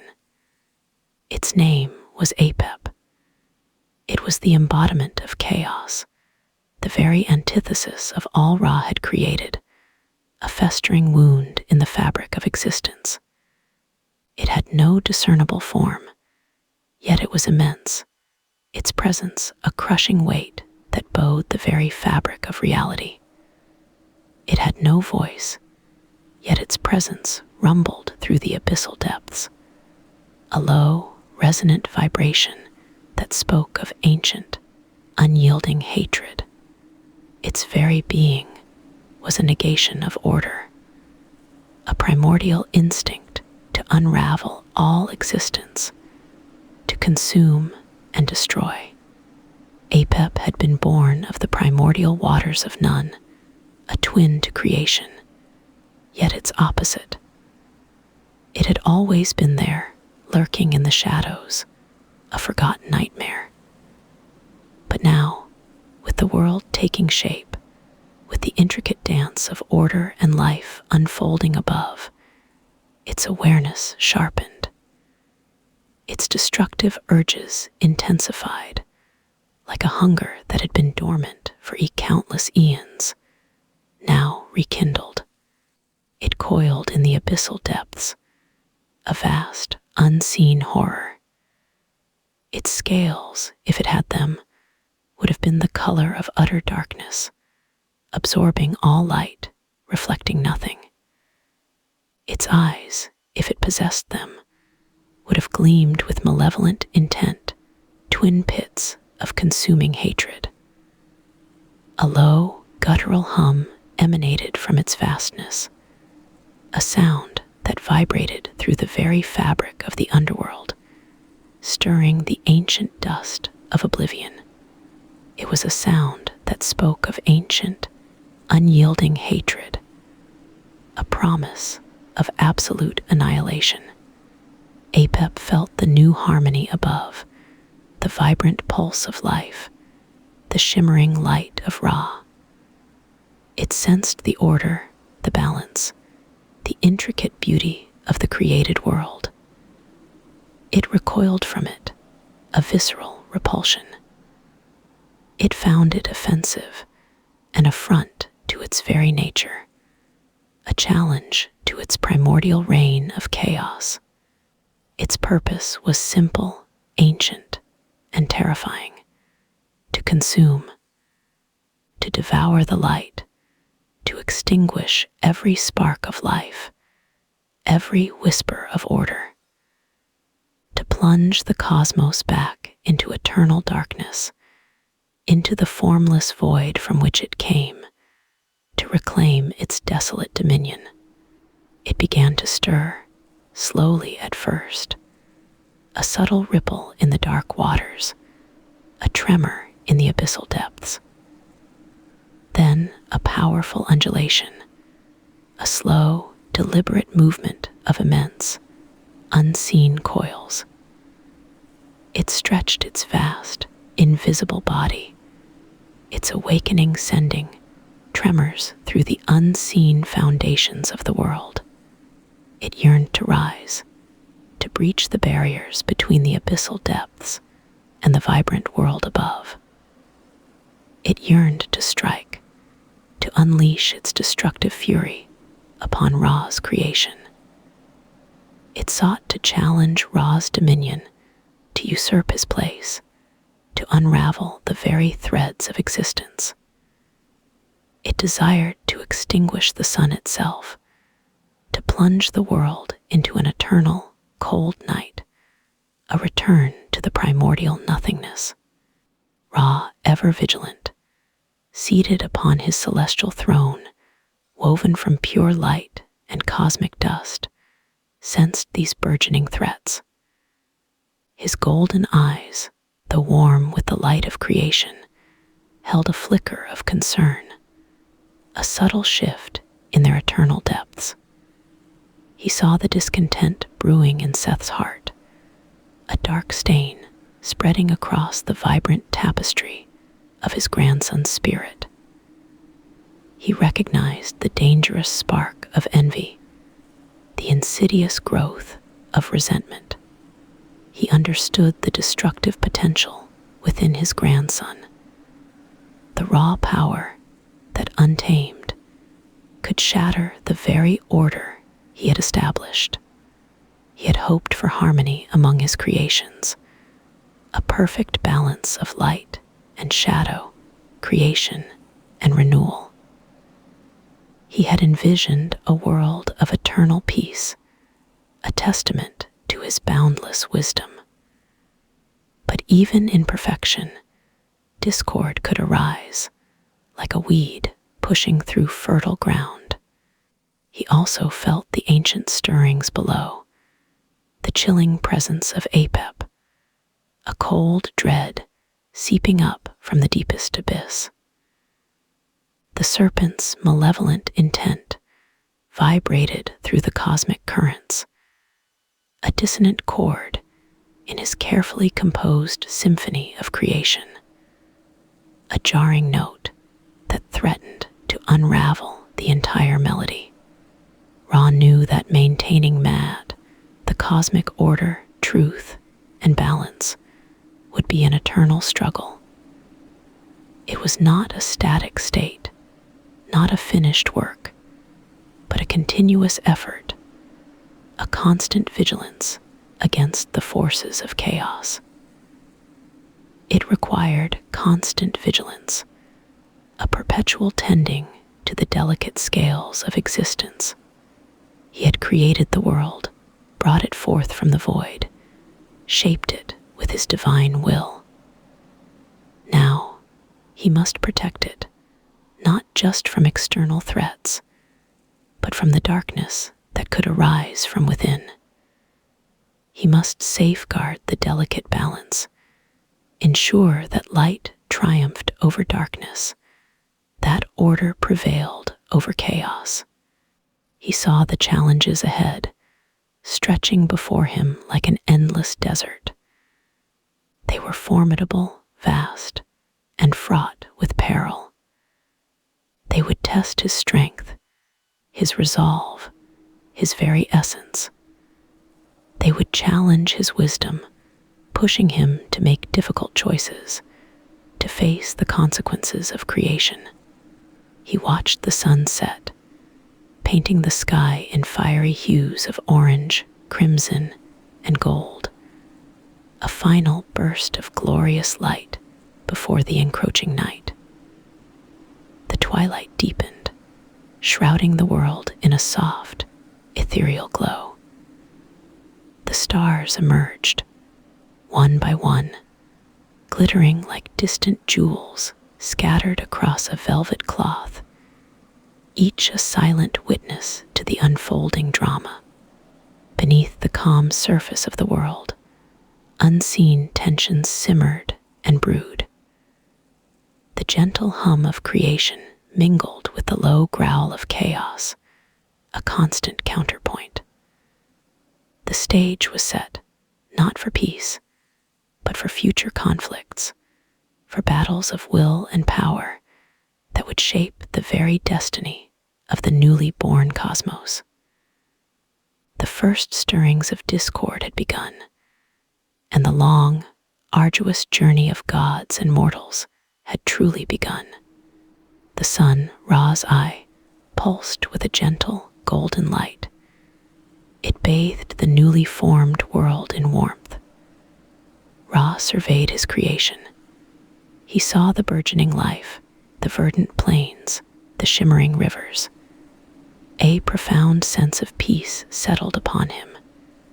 Yet, beneath this calm, a flicker of concern arose. He knew challenges would come. Mad, the delicate balance, would face trials. He addressed the nascent gods.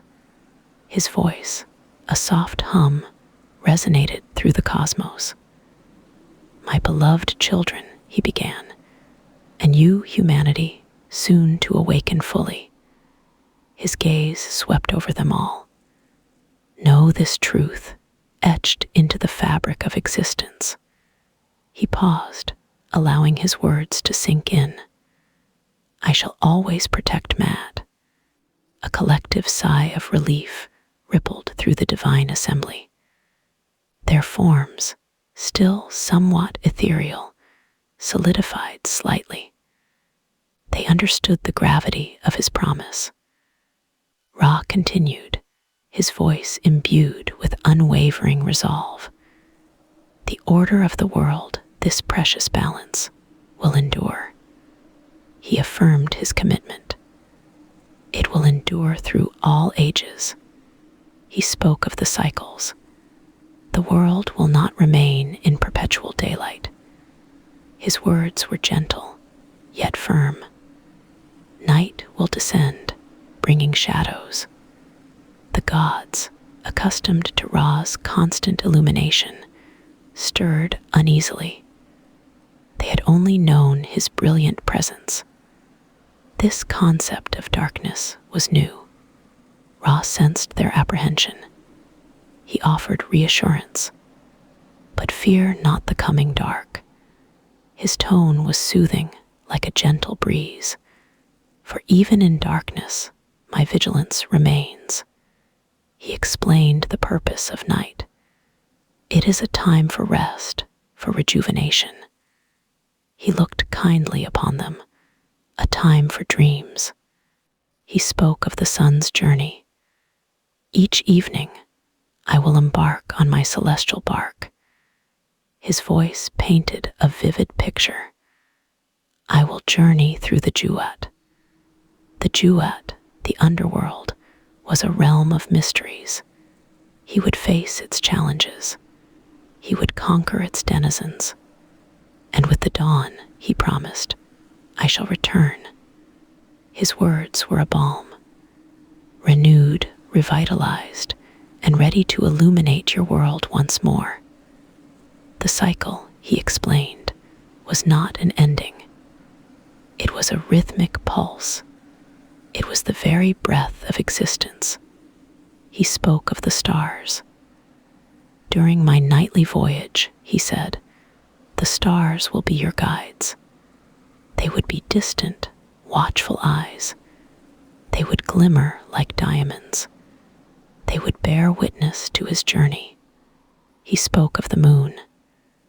"And the moon, my silvery reflection," he added, "will cast its gentle glow." It would provide comfort. It would banish the deepest shadows. It would be a silent sentinel. His promise was a comforting blanket. It wrapped around the emerging world. It assured all beings of his enduring presence. Even when his light was unseen, his essence remained. It permeated every fiber of creation. He wanted them to understand. Sleep is not an absence of my light. His voice was a lullaby. It is an embrace of my protection. He wanted them to find solace in the darkness. He wanted them to trust in his return. The world began its gentle spin. The first twilight stretched across the land. Long, Purple shadows crept from the eastern horizon. The sky, once a brilliant azure, deepened to indigo. A hush fell over the nascent creation. The gods watched, their forms now more solid. They observed the transformation. They felt the cool caress of the evening air, a new sensation distinct from the constant warmth of Ra's sun. It was a gentle coolness. It was a peaceful calm. Ra's golden form began to descend. He did not vanish abruptly. His departure was a slow, majestic fade. His light softened, becoming a rich amber. Then a deep crimson.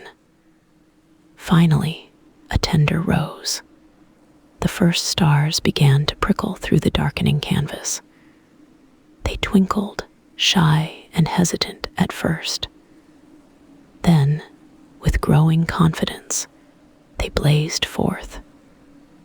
They formed intricate patterns. They wove a celestial tapestry. The air grew still. The sounds of creation, once vibrant and bustling, began to subside. The gentle lapping of water against riverbanks, the soft rustle of newly unfurled leaves, the distant murmur of the nascent wind, all became muted. A sense of profound tranquility settled. It was a quiet peace. It was a gentle surrender.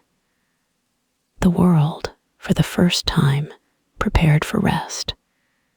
It prepared for the deep embrace of night. Ra's voice, though fainter, still resonated. It was a whisper now. It was carried on the evening breeze. Rest now, my children. His words were a final blessing. Dream deeply. He encouraged them.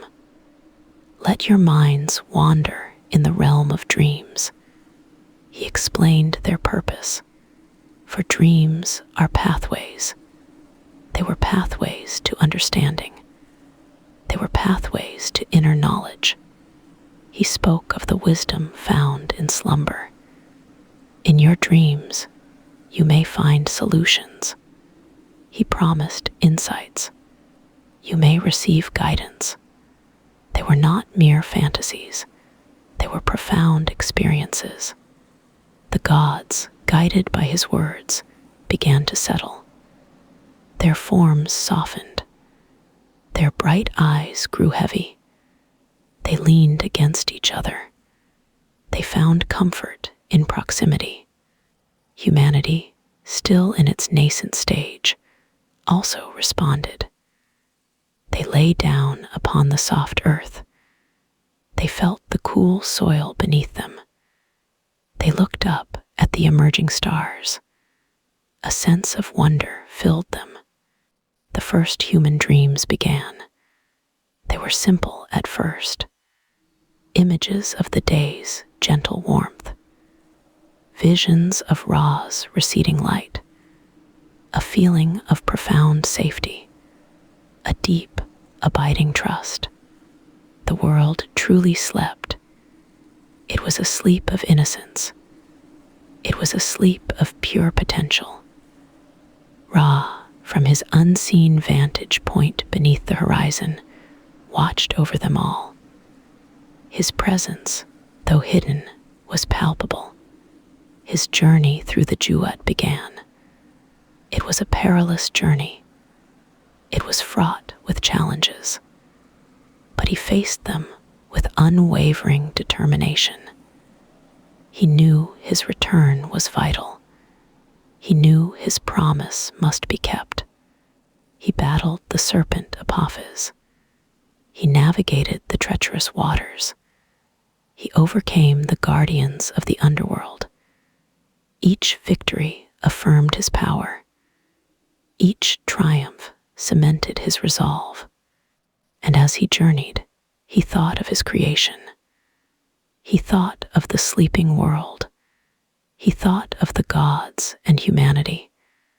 He thought of the delicate balance of mad. It was his sacred duty. It was his eternal purpose. The darkness of the Jewett was deep. It was profound. But within it, Ra's inner light burned brightly. It was a beacon of hope.